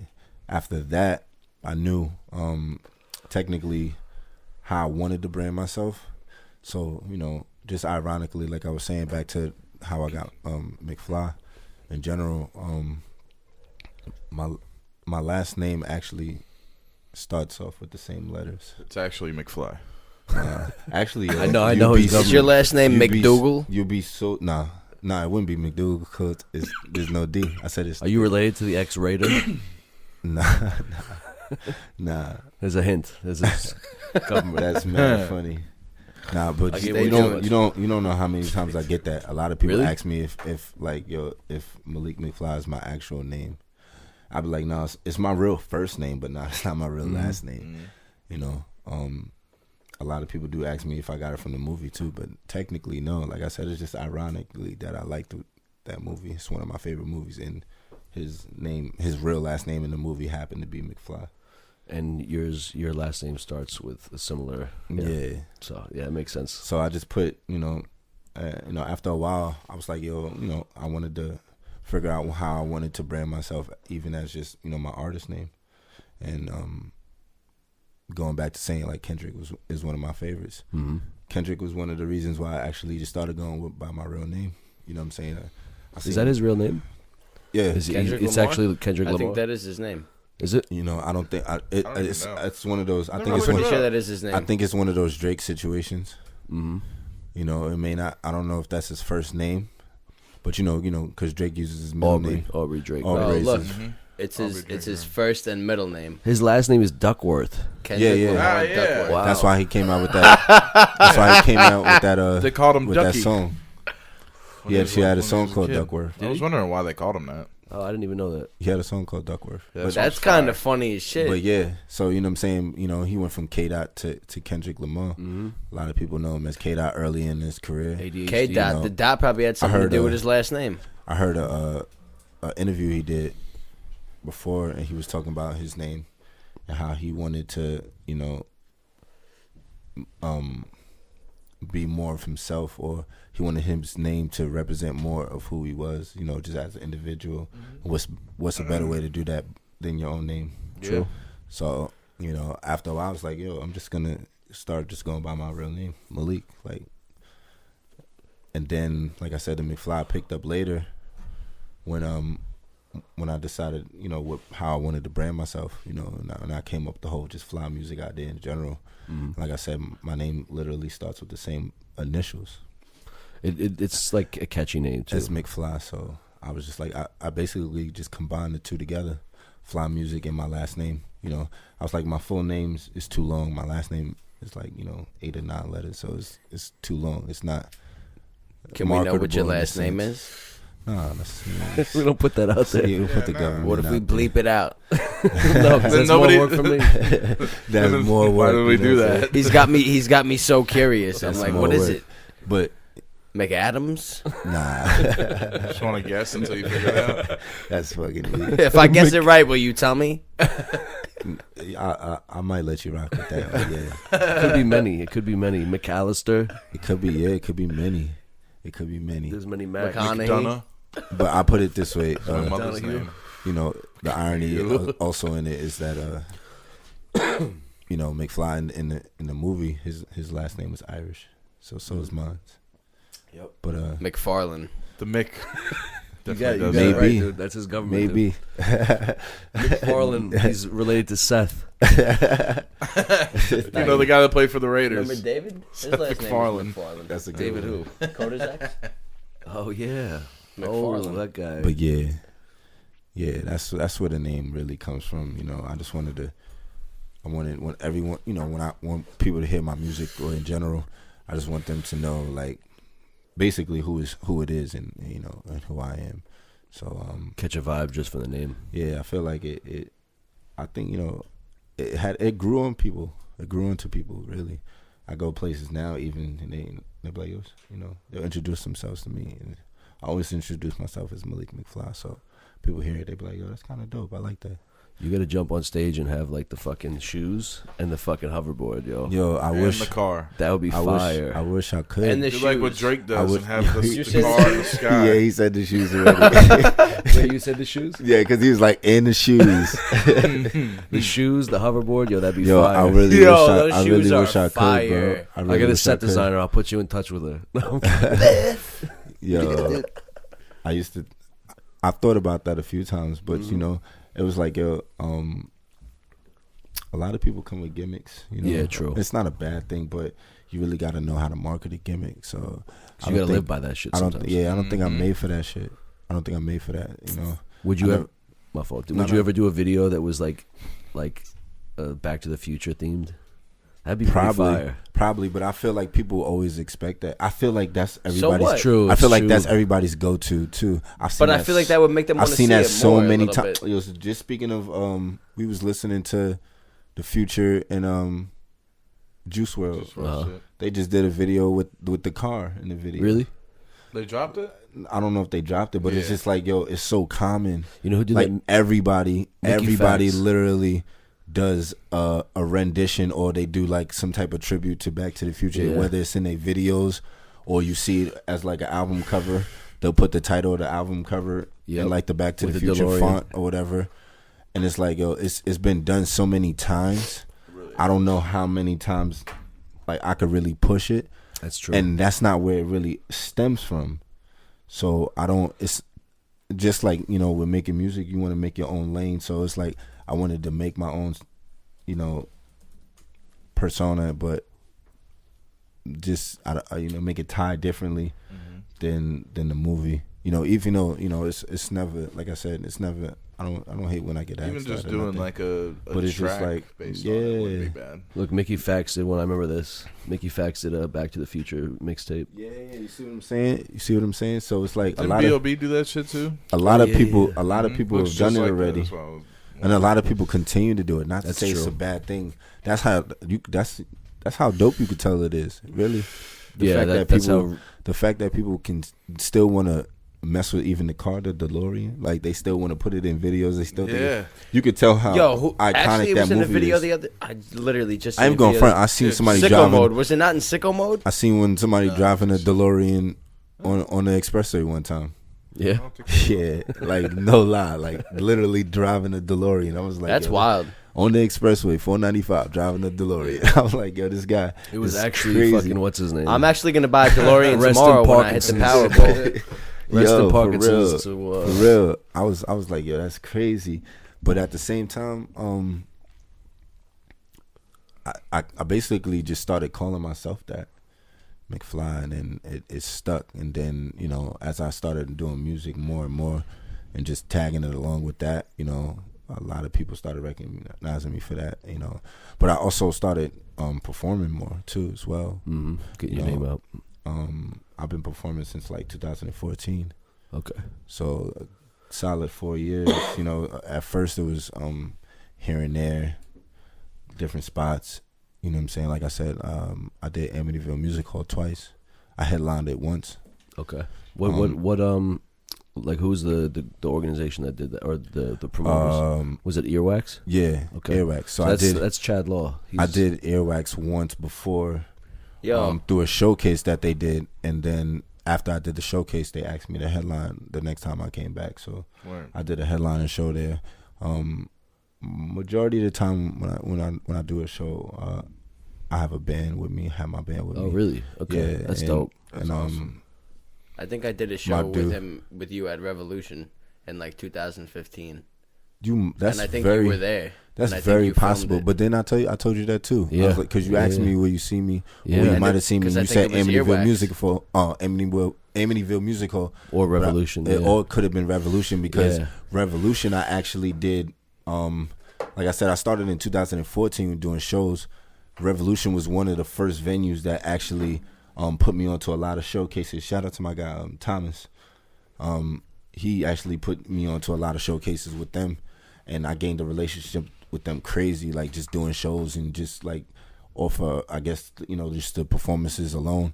They started fucking with me heavy and just put me on a lot of other shit, and a lot of other shows. So I actually started off crazy with them, and then I kind of branched out to going out west, doing shows in the city. And then I actually did Earwax. I think it was earlier. It might have been earlier this year or earlier last year. Okay. I did it earlier this year, I think. I'll tell you right now. But yeah, I did it one time. It was Earwax sessions both times. Actually, I did it. Mm-hmm. You know Mac Vic? Mac Vic. It sounds familiar. He's one of Chad Law, Mac Vic. Those are Earwax guys. We are the inner circle. We are the inner circle. That's Got their brand. Okay, did so SOBs, 2017, yeah, I did SOBs. That's as big, well. especially so in New York. 2017 was the Lucky first time I you. did Amityville Music Hall. Okay. Late 2017. Then I did it again a few months later. But funny thing is, I also SOBs was one of my first. I've done SOBs a few times, and not to like sound crazy or like cocky and nothing about it, but I did SOBs recently, but I probably done it like 5 or 6 times. Really? Okay. Yeah, I've done it a few times. One of the first times I did SOBs was right after I had done a few at Revolution. I did a showcase called Faces in the Crowd I've heard of that. Yeah. in 2014. Okay. And then that was my first time doing SOBs. My very first time. That was before I started performing with a band. Before technically I knew what I wanted to look like image-wise as far as an artist. Like, it was really like me still starting out. Being like a raw artist. Yeah, Pretty much. and it wasn't like I was comfortable enough to do it because I had done plenty of shows at Revolution, but it was my first show out west, like in the city. Was it packed too? Yeah, it was pretty packed in there. It was pretty packed in there. Shout out to the people that ran that showcase, Faces in the Crowd. Oh, actually, a lot of I do know people, them. a lot of people, came up through there. That was one of actually Drake's. It was through First- Faces in the Crowd, or was SOBs? You're saying? At SOBs, it was SOBs was the venue for this showcase, and this is one of the showcases besides Who's Up Next that Hot 97 does. Drake came up on this showcase too, back when he was in the in like the Best I Ever Had days type shit. You know what I'm saying? This is through Faces in the Crowd, or just you're talking about SOBs itself? Both. Was it Faces in the Crowd? Both, Oh, yeah, because shit. he did Faces in the Crowd when they first started. Not first started, but they've been around that long. Yeah. When Drake first blew up off of Best I Ever Had, that was one of the first showcases he did Oh shit. And that in was New like York. 09. in New York. Yeah. And then I think the other showcase he did was Hot 97's Who Got Next, I believe. And just, those off of those showcases alone, that's how he started, as far as making a name for himself in New York. Bigger than what it probably already was. So, doing SOBs at that time, 2014, early in my career, technically, it was a big thing for me.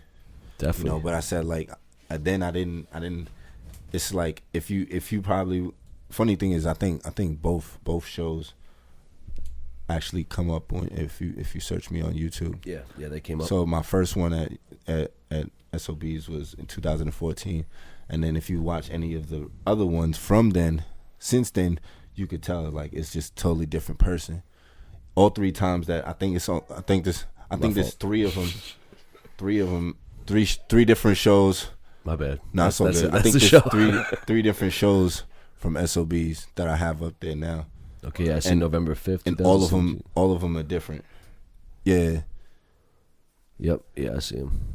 That's dope, man. But just all of them are different. So, like, it's like a small progression you can see even just doing the same venue over and over. Or not over and over, but multiple times.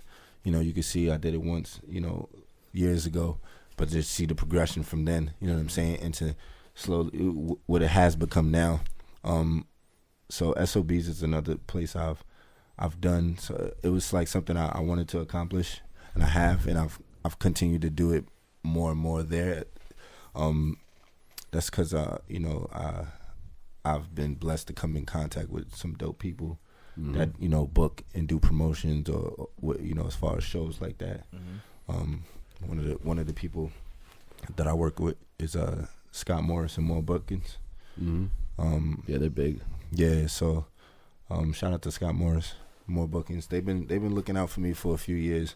And, you know, since I had branched off of, you know, finding my own stuff locally here, you know, on Long Island. It's tough out or here. Stuff like that, you know what I'm saying? And I did, like I said, I did The Faces in the Crowd, which was promoted, or not promoted, but it was basically ran through some different people. Don't they do Club Pyramid too? You know Club Pyramid downtown? I'm not sure. I think Faces in the Crowd does that too. I'm pretty not sure. But then I took some years, not years, but after that I fell in with Scott Morris and More Bookings, and pretty much since then, maybe 2015, 2016 maybe, till now, I've been rocking with him and rocking with them. So they always look out when it comes to shows, but it's not like, it's not the only ones I do. I do other things, but you know, it's love. So it's like I've created a bond with people, and they've seen me grow in such a way that it makes it easier to work sometimes, or to get that opportunity. And once you build that connection with somebody. Yeah, you know, and just really being out and networking and just trying to be consistent. We was talking about that before, being consistent. Most important thing in this For real. industry. Consistent. Actually, So in pretty much every industry. I think that's feel like. really what it was for me for shows. Since I started, you know, 2014, it was just like, yo, I had to be consistent with shows, even if it wasn't like every week, or not every week, but like every month, or, you know, I'm just saying, like, consistently having a show throughout the years. And I think I had my best run was last year, 2017. I pretty much did a show every month for the whole year. That's good. You know, and then this year it's been the same. I was actually had the opportunity to do South by Southwest. Oh, you went down there this past year? Yeah. I was there the year before, I think. So, you It's know, crazy. That's my birthday time. So, You going this year? I don't It's know. expensive, right? It's not expensive. It's just the time frame that it is. I never actually, you know what I'm saying? I work, so it's like, you know, you got to, but it's like I don't be having that time around that time, especially to go down there. So last year it was kind of by luck, you know. It felt, well, I went my birthday weekend, and the weekend that I decided to go is like the end of South by Southwest. But I was like, fuck it, I'm gonna go out there. Were you on 6th Street? I went, hell yeah. That shit is I got nuts down there. pictures and shit from 6th Street still, bro. That shit is nuts. Crazy. So many people. So and you just see people, like we saw, who did we see? You went last year, you said? The Or year the year before. before? I think it was Designer. Someone was just walking down the street. It's crazy. Yo, Just Keith famous Ape. people. I literally, I saw Keith Ape too. I was Yeah, that funny. so mad because, yo, Keith Ape, that's my guy. Yeah, Keith dude, I Ape. love him. Water Yo. Squad. Ichima. Kill it well. Killer well. Huzzah. But no, I actually I got the chance to do South by Southwest, but I did it for like and I did it around knowing that I did a show down there as well. So the show was based on that weekend, which was the day of my birthday. So I was like, oh, that's dope. Nice. So I literally went down for the weekend, like 3 days. So it wasn't like the full experience of it, but I think we went for 4 days. It was something that I've been wanting to do for the longest. You know, South by Southwest was always on my checklist to do, you know, as far as like musically. And I had the opportunity to do that earlier this year.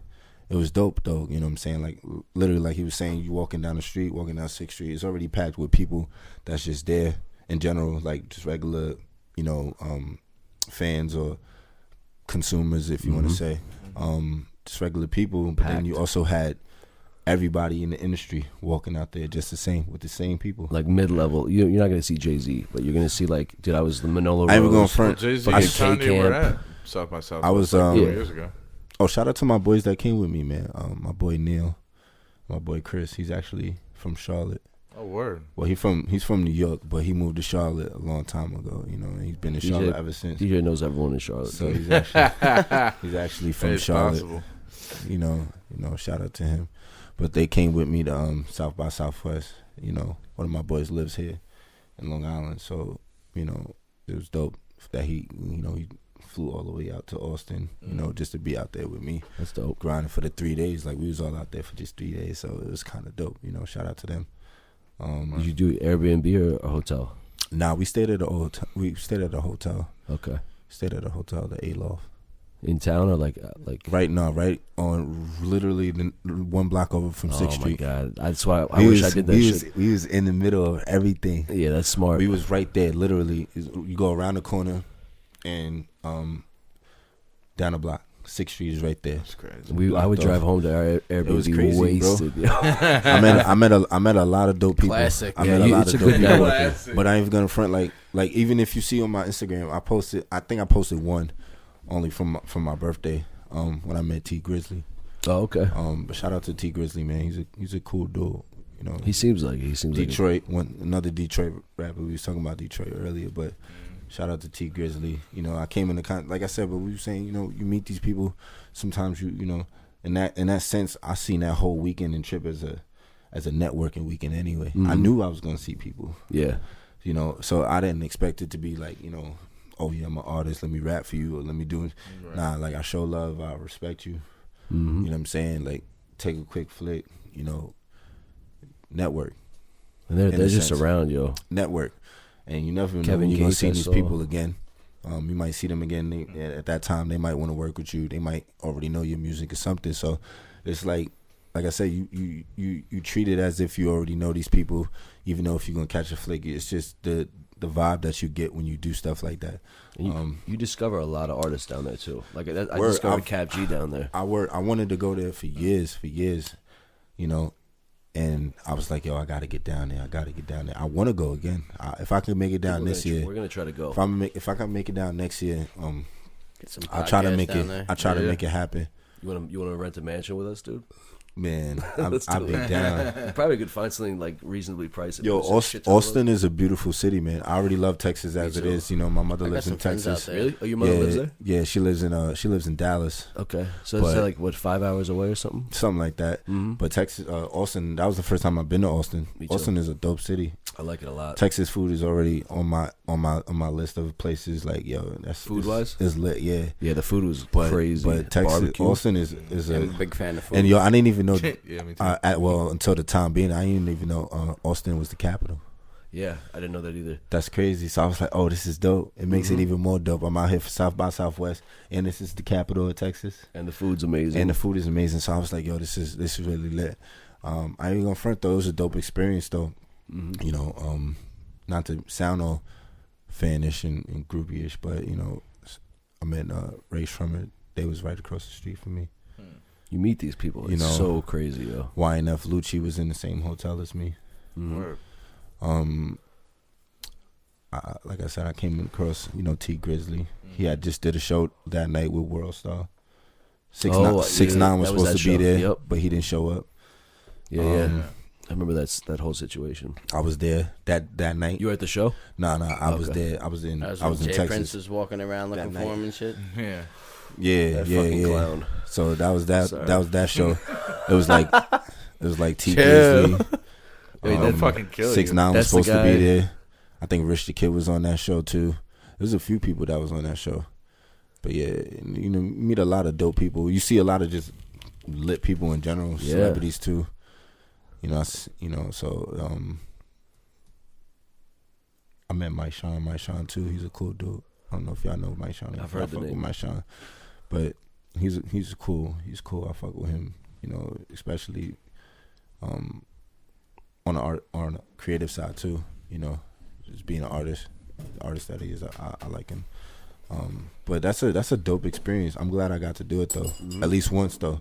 I always say that, like, even if I never do it again or I don't go back to it, I could at least say I did it once, or I did it at all. A lot of people don't get that opportunity or they don't take that opportunity. Right. However it perceives to show itself. But I felt like it was something I wanted to accomplish and I accomplished. So even if I never do it again, I feel good about it. You have good memories from that shit too. I do. I know I do. Yeah. I'm pretty sure, like, I'm pretty sure I got a few things, like, as far as photos, maybe some video from when I was down there. But just the experience itself, that's something I'm never gonna forget. You know what I'm saying? And I got to actually perform while I was down there. I did a performance for Hip Hop Weekly and Palooza. So what venue was it? Was it Bat Bar? No, it was outside. Oh, it was outside. Oh, it was at an outside venue. So that's where I met little baby Jesus. The baby. Yeah. I think it was like further down 6th Street. It was right by a liquor store. I don't remember if there was a liquor store down there, but it was all the way down 6th Street. Mm-hmm. I'm talking past the expressway. Yeah. Under the bridge. Not bridge? Directly under the bridge. So if you know what I'm talking about, you go down 6th Street. There's that bridge from the expressway and the overpass. Mm-hmm. You go through the overpass, maybe like a block and a half, 2 blocks up. You make a right, and there was a lot back there, right off of the side street. Yeah, I don't know what that is crazy. Damn. It was like, so you make a right onto the side street, and then it's a right again, right? Into the lot. Yeah. And there was a stage back there. Mm-hmm. And I've been to that venue. I don't remember where it was, but it was an outside venue for Hip Hop Weekly and Rap Palooza. Okay. But it was a dope experience. Just a different vibe as far as performing in front of people. Some of the people, I was there with were from New York anyway. There's a lot of New York. Some of them from, just the East Coast or just up north where we are technically in our area. And everyone's mad supportive. Not so much down south. Yeah, not so much down south like East Coast, but show a lot of love out there. A lot of love out. The crazy thing is, I performed a year prior to that in Dallas. Okay. So that was the second time performing in Texas generally, but that was the first time I did Austin, and I did South by Southwest. So it was like 2 different accomplishments in a sense. I did the one in Dallas before I did South by Southwest. Mm-hmm. So it was dope to even have that plug, to do a show outside of my state, in a different state in general. And literally, I felt like that was like one of the technically, even though it's already been done and I was doing it, it was one of the most inspiring parts of my career. So it was after SOB, so you took it a step further, basically, right? Yeah, I was doing a lot more. You can keep talking. I was doing a lot more before SOBs. So I did SOBs once in 2014. Then I started just doing other not crazy shows, but just like crazy as in the sense like a lot more. Mm-hmm. I started doing a lot more shows throughout like the tri-state, whether it was Queens, Brooklyn, or Manhattan, stuff like that. And then it's been like that ever really since until last year, 2017. I did my first show outside of the state, and I was in Dallas. Oh, so last year, okay. Yeah, and then earlier this year, around March, that's when I did. I went to Austin and I did South by Southwest, and then just from there, it's just continuing to, like we said, be consistent. Just with it, whether it's shows that I do out here or out west in the city. I got a show coming up actually next week. Where at? November 2nd. It's at the Harlem Loft. Oh, okay. I'm guessing that's in Harlem. Yeah. That's a fact. So I That's got cool. another one, but then I got a bigger show coming up in 2 to 3 weeks, November 11th, at Milk River in Brooklyn. Yeah, that's where Milk we River, filmed that's where we did the Dave Dave East. East. Yeah, we filmed for Dave. Well, not for Dave. We filmed for the event, but Dave East headlined it. Oh, Yeah. so yeah. It's a cool spot. Is it a It brunch is. thing or is it you're doing a night thing? Nah, it's at night. Okay. So yeah, it's at Milk River. Yeah, it's a cool place. Mhm. Yeah, so Good food. Honestly, this is one of the spots I've been wanting to get into for a while too. So Okay. I'm actually really excited about this. So I'm hoping I'm trying to prepare a really solid show. Every time I do a show, I always try to outdo myself on the last one. Just like, you know, when you're working on songs or anything like that sometimes. Mm-hmm. But I always try to just make it better, even one step.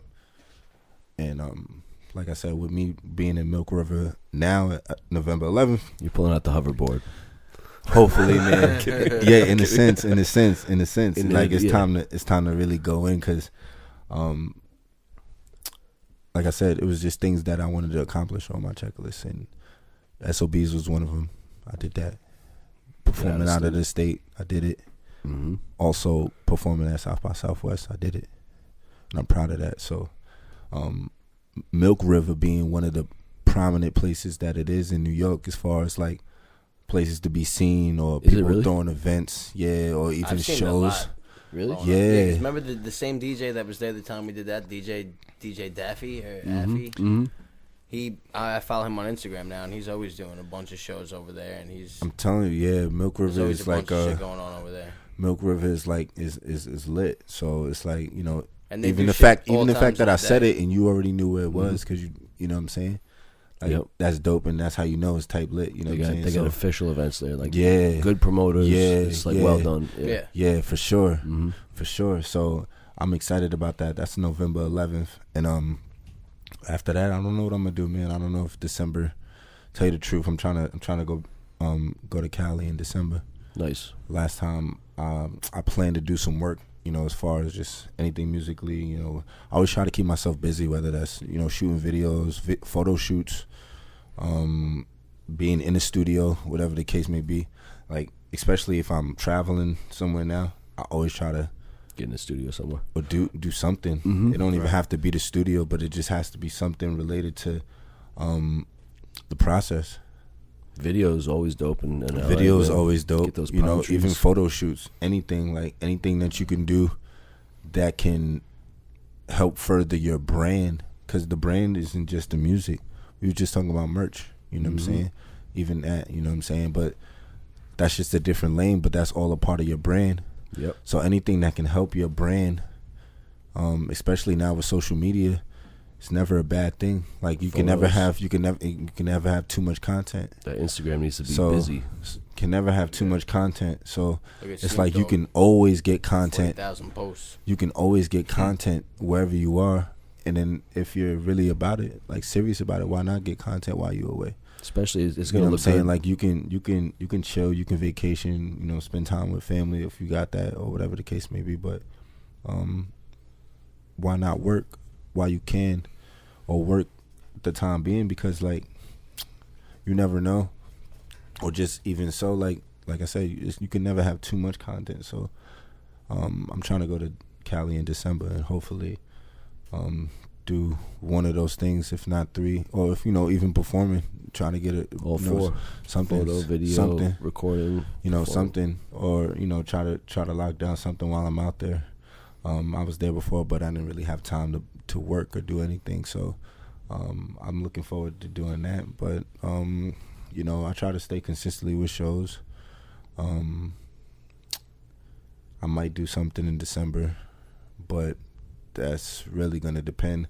I'm also gearing up to shoot new videos as well. So I have a video coming out for another single that I'm working on, for a project that I'm doing. It's called They Know. The record is called They Know. Okay. And I've been working on that video. Just trying to get that right. I'm not sure when I'm gonna drop that yet. but the video and the song is probably gonna come together, packaged together.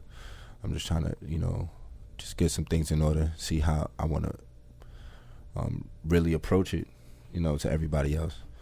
But that'll be coming soon. And I'm working, like I said, I'm working on a project right now. So like with just in the process of trying to finish the album and dropping it, I'm just trying to make sure I can stay on top of things, just shooting more videos. Visuals important. That's on the project. So like I could just have a whole plan. I'm thinking I'm setting to have everything coming out in the top of the new year, 2019. The year's ending already. We got like 2 months left, really. 2 full months left for this year. So crazy. I wasn't gonna really rush. I don't think I'm gonna really rush to put it out before the year's over. But I know people are waiting for something, and I know people enjoy the singles that I've been putting out. We was talking about that too, about either where we put out albums or singles. But I think dropping singles is never too bad because you could always have a good single. Yeah. But once in a while, sometimes people is gonna want something as a collective.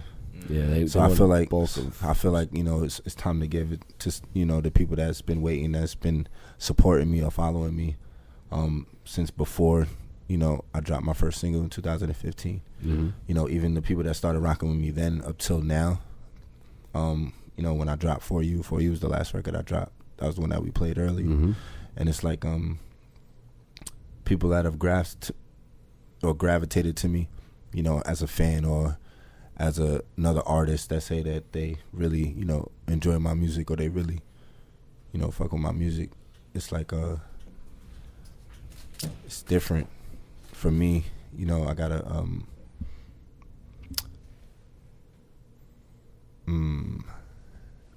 it's hard to say. I'm trying to think how to put it in words, but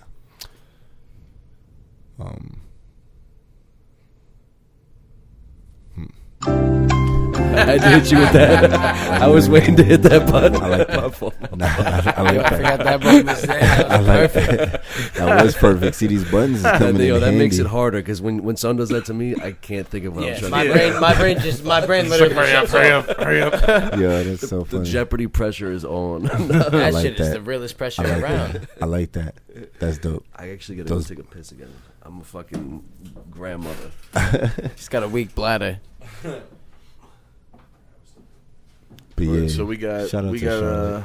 we got some singles. We got So a right, project yeah. coming. So right now we got, I got 3 singles that's out. A lot of them, the last 2 that I dropped, I've been performing a lot. So a lot of people been gravitating to them more. It's the best You got way to videos test the out for record. those two? I have a video out for one. The first one I dropped was called Used To. So I dropped a video for that. That's on YouTube if you want to Word. go watch that. Word. I haven't dropped the one for the one we played earlier, For You. I didn't drop one for that one. I was thinking about doing it, but then that's one of those things that I think I want to push or wait till I go to Cali. Yeah. Sometimes it's the got that location. vibe. Yeah, sometimes you got to That's got think that about the vibe for sure. locations of where you can go. Yeah. And even though I haven't shot a video for it, it's because I feel sometimes I'll be feeling like I'm ahead of myself. Because like I said, I shot another video for a new, a new single that I'm about to drop, or for the project in general. And I have For You that's been out technically, which will probably make the project. Just because now it's starting to be like a fan favorite. So you put it on a project, it's something familiar. Yeah. Right, first thing right away, something somebody's gonna be able to recognize. They go like, oh, that's my shit. I fuck with that. I like that song already. Everything else you haven't heard, so it's like I thought I was ahead of myself with shooting another video for a different record prior to this one, but I think even if I was to, and who's to say I might. It depends on when I drop that one, the new one, for the They Know single, but that might be one of the first records I drop when I drop the project early January. Okay. I'm thinking I'm doing early January. Like I said, I'm definitely gonna do it top of the year 2019, and that might be the first single. But I'll probably go back to shooting a video for the For You record It just depends on, like I said, where I am. But if I can get to Cali, which I'm pretty sure I'm gonna get to Cali in December. But if I could shoot a video out there, if there was any video that I would shoot out there, it would definitely be for you. And if I was to do that, I might actually,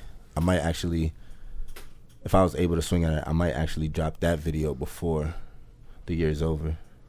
Word. I mean, well, not before the year's over, but before dropping the project. Yeah, kind of like a single or whatever. You know what I'm saying? Like, just reintroduce it with a brand new video, even though people know it. That's the way to go. And then drop the project. I'm gonna, like I was saying, I'm gonna project I'm working on is called Fly Music. So it's like a self-titled project, even though it's not self-titled as far as name. Self-titled as far as the brand. Yeah. Mm-hmm. So it's called Fly Music. Subtitle Fly Music it's an album. I call it an album because I'm not really structuring it as a mixtape. It's more of an EP. I'm stuck with how many, traditional EPs, like 7 songs, maybe 5 at least. 2 to 7. 2 to 7, I think, right? Yeah. So I was thinking, I don't know, I might end up with more. But I think I'm gonna try to keep it around that frame. But I'm structuring it as an EP. So it's Fly Music, the EP. This is just the beginning. So we'll be looking for it. yes, sir. The people. I think, Make sure you yeah, fucking look for that it's shit. coming. It's coming. Like I think top of the quarter, January. Word. I'm gonna have that. Like I said, I'm working on some. I'm linking with the guy that shot my last video, the Hold Up video. Mm-hmm. I don't know if you watched that on YouTube. Yeah, that's the first one I checked when you sent me some links. So my boy that shot that video, we're gonna link up again and talk about shooting something else that I got on the project. We got some ideas, man. It's gonna get real crazy. But in a good way, you know what I'm saying? Because like, with the content that I have, like I said, it goes back to saying, writing stuff with more meaning that might be painful, or just having more depth. It's a lot more substance. I have that as well, besides like the records like For You, and stuff like that. It's fun, it's cool. The record that I'm probably gonna drop next, like I said, the They Know record. Mm-hmm. It's a nice, fun record. It's a real fun record. I think y'all gonna like that as well. But you also need things where people can really relate to on a deeper level sometimes. So I got some stuff like that I'm trying to shoot some really dope visuals for, and so I'm gonna link with my man that shot the Hold Up video, and we're gonna talk about shooting something like on a deeper scale. Nice. Just like I said, with this, I did drop a project early in my career in 2014. It was a mixtape. On Dat Piff? Yeah. Of course. Got to. Yeah. Back then, everyone put a shit on Dat So- Piff. Yeah, I got a tape So- on that. I had something on that Piff too. But from then till now, like I've grown so much, even like knowing how I wanted to sound, even how it's supposed to sound, production wise, mixing and mastering wise, just engineering wise. Even the flow of the project, probably. Yeah, actually, then I think my mixtape, I believed like the cohesiveness of the project as well was well put together. I think the concepts and the lyrics were there, everything was there. It just lacked the quality of sound. Mm-hmm. Sonically, you're saying, basically. Yeah, and at that time I wasn't well informed on mixing, mastering, It's a big how part. it should sound as far as the engineering. I wasn't aware of that stuff. I wasn't informed. So after my first project, I put it out, and it did well. Well for me.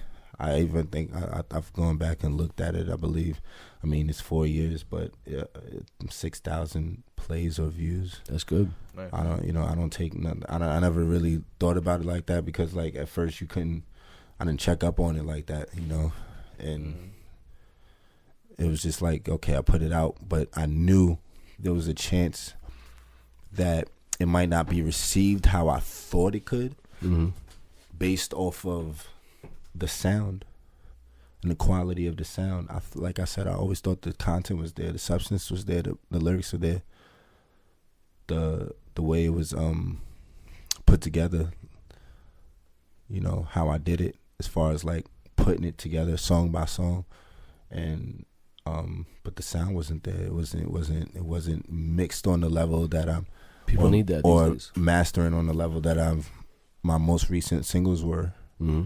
So, and then a lot of that changed when I started making other music too. Like, you know, when I first made the Used To record, or For You, I started, you know, that's when I started working with a different person as well too. 'Cause that's when I started really working with my guy Prince. Mm-hmm. And we started just cooking up, like constantly. We was cooking up almost every session, just cooking up something new. And it was just like, yo, you know, experimental stuff. Like, yo, try this. Try doing this. And it was like, for real? Like, that's not really what I do, but all right, cool, let's do it. And then we started making records like a Used To, you know, in the For You. So it was like, it put me in a different space creatively. But those are some of the favorite records that I have out now. And, you know, like I said, I dropped my first single in 2015. I'm sorry, 3 years ago, I believe from yesterday. Oh, shit. Yeah, yesterday. So 3 years ago, yesterday, I dropped my first single. Nice. And then, you know, like I said, I was just in a different zone. And then I dropped Used To and For You both last year in 2017. So it's been a quiet year for me, but I've been pushing those really a lot. Hopefully I can get a video for You soon. Just so, you know, because it's starting to be, like I said, a fan favorite. It's starting to become a fan favorite. So I would love to shoot a video for that. Mm-hmm. But I'm already shooting a video for one of the next singles that I'm about to put out with the project that's going to come out. And then just trying to gear up some other visuals that are going to be on the project, you know, as far as songs that are going to be on the project. Okay. Just so I could, I really plan to just drop a lot in 2019. You know, I have a lot of big plans for the fans and for the people that's been following and watching. Consistent, heavy year. Yeah. Nice. Only because, you know, I promised that in the past, but I've done it just in different ways. Mm-hmm. Like I said, you know, whether it's doing shows, photo shoots, videos, dropping a song here, dropping a song there, whatever the case may be. Hold Up, I just decided to drop that song, you know, one day randomly. Okay. I was just like, yo, me and my boy that was on the song, you know, we was just like, yo, let's shoot a video for it. At first, I wasn't even gonna shoot a video for it, to tell you the truth. I liked it. When I checked it, I was like, oh, that's just dope. I had the song and I was like, yo, I'm about to just drop this on SoundCloud, bro. Like, what's up? Fuck it. Yeah. And he was like, yo, let's shoot a video. I was like, all right, whatever. Where'd you guys shoot that? I shot that in the Bronx. Okay. I see the gritty that's a fact, city. man. You know, Gritty city. This Gritty shitty. that song has such a 90s vibe. It has such a like a classic hip hop vibe. Definitely. So I felt like it was only right to take it back to where, you know, to my roots and take it back to the Bronx. Basically taking it back to you know, the birthplace where it all started. I just felt like it had that sound. Mm-hmm. So I thought that was the perfect place to do it, the Bronx. So that was all shot in the Bronx. Shout out to my guys that were in that video. Those are my brothers, man, from college and shit like that. It's my bros. Okay. You know, but shout out to my guy that shot the video, Ross Graphics, man. He did a good job with that one. So yeah, we shot that in the Bronx, of course. I felt like that was only right. And then yeah, we're gonna have another one. So I think the next one we do, I think y'all gonna like, man, because it's only gonna get better. It's only gonna get better from here. Even with my video concepts, sometimes I try to think of them differently, but certain songs, like, you can either do so much with or you could do so little with. Some people like do a lot of the same things, right. as far as videos, cliche wise. True. So sometimes you got to think outside of the box. But, you know, some people really think outside of the box and they get crazy, you know, do all types of animated or you know, dress up type things. And that's not a bad thing. I actually fuck with that. I would technically do it. But you got to have an eye for that stuff, but you also have to know what songs kind of work for those kind of things. Absolutely. So with videos, I'm trying to have like more visuals, but I'm trying to get better with the concepts. You know, that's important, man. Like rather than just rapping in front of everybody the camera. be trying to be viral a lot of the times now. It's not a bad thing, but I feel like if you seek it, it'll never happen. Things gotta happen organically. Even with making music, I don't push it. I don't force it. It's all about a vibe. It's all about a feeling, and you just gotta let it come organically. Right. Like you cannot push things in that way to try to make it happen in that sense, you know? Definitely, especially if you have music that has a certain story that you want to portray. Like if you do that the organic way, then that's gonna make sense. If you do it like just trying to do some viral shit, it's not gonna make sense. It's not gonna make sense. So it's the same thing with the videos and the concepts like that, because you know, I don't have a lot of videos in a sense. I feel like I do because I have a lot of things that are older as far as like when I first started rapping. So in general. 7 years old on your shit. Yeah. So it's crazy, but I like that stuff because like I said, I've been really working at it for like 6 to 7 years now. But at the same time, I enjoy that people can see the growth. True, that's important. Like it's crazy. Even to me, it amazes me sometimes. Like I'll see that stuff, I'll punch my own self in and just see like what's going on. Like, you know, I obviously have, you know, I'm obviously keeping track of, you know, the small things like, you know, my channel and my SoundCloud and analytics and shit. And and my, you know, my Instagram. But, you know, things have changed. SoundCloud is not as popular, or it's not as what it used to be, you know, unless you're really a SoundCloud rapper. There's nothing against most SoundCloud rappers. You know, I know one of the best SoundCloud rappers there is, you know, and so it's like SoundCloud rappers are dope, but it's not like 10 years ago when you was on SoundCloud, and, you know what I'm saying? It's different. So, you know, YouTube, that became a whole but like fanatic thing. Like it became a trend. Like people were making YouTube channels early on, or making you know, getting popping on YouTube. But you know, now you can make money off of YouTube, and you know, like I said earlier, you get a certain amount of views, they'll pay you. Yeah. So it's different now. But so I'm trying to be on top of that. But just like any other time, or even then, all it was about YouTube was just having content, and that's what drew people into channels in the first place. Yep. People that were just dropping content. So it's like some of the content that I have isn't all linked to, you know, my channel now. Some of it's from just other things that I've done. People posting it through their YouTube channels, or like I said, I think Faces in the Crowd has a channel. That's the way you see that performance at SOBs. Okay. So it's like, I enjoy that you can Google me or you can look me up on YouTube and stuff from 6 or 7 years ago pops up.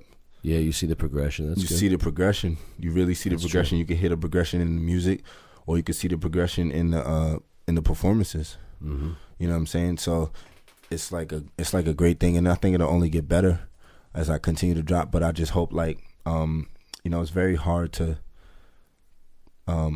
get your numbers up everywhere.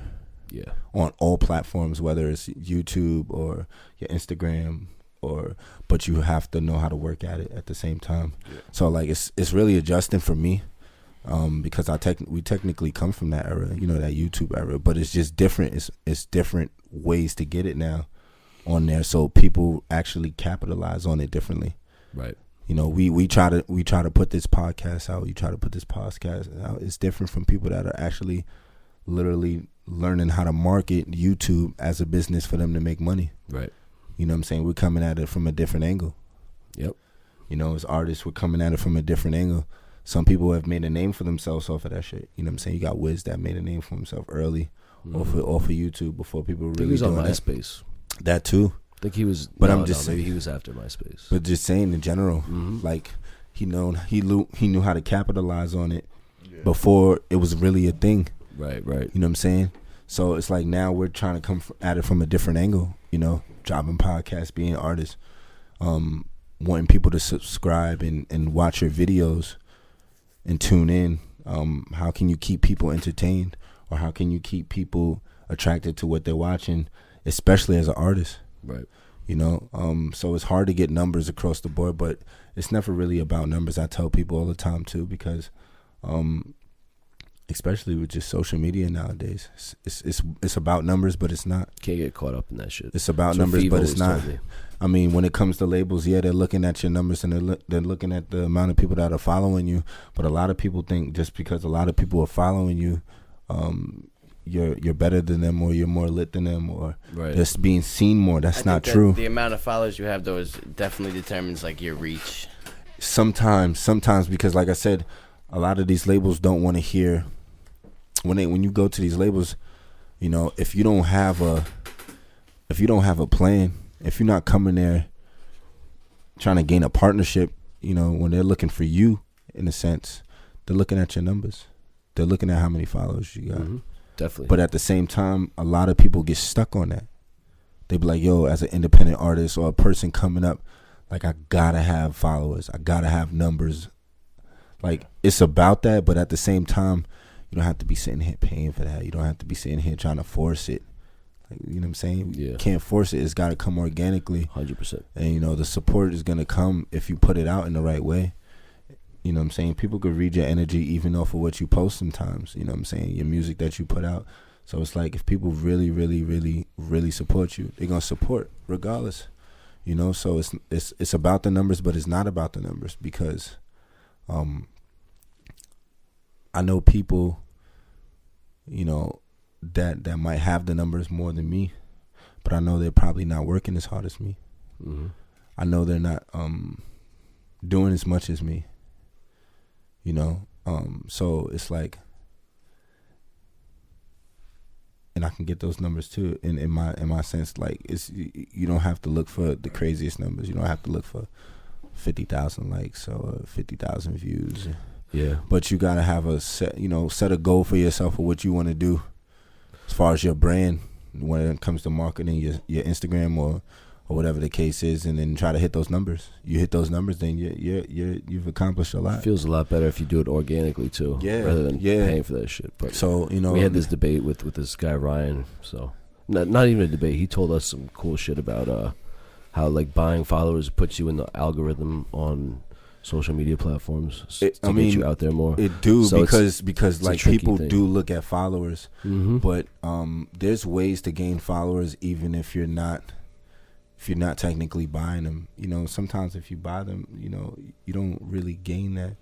It's always sometimes a smoke and mirror effect. You know, you buy followers, but you got to really gain followers in the same time, because if you lose some of those bought followers, now you're back to looking like what, you know?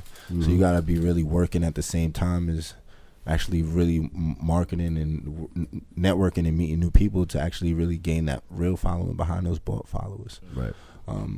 But at the same time, like, I think, like, I'll be like, nah, man, like, I got to do it organically. It's got to come. I'm the same way. It's got to come real. So it's like, you know, pause. But it's got to be real.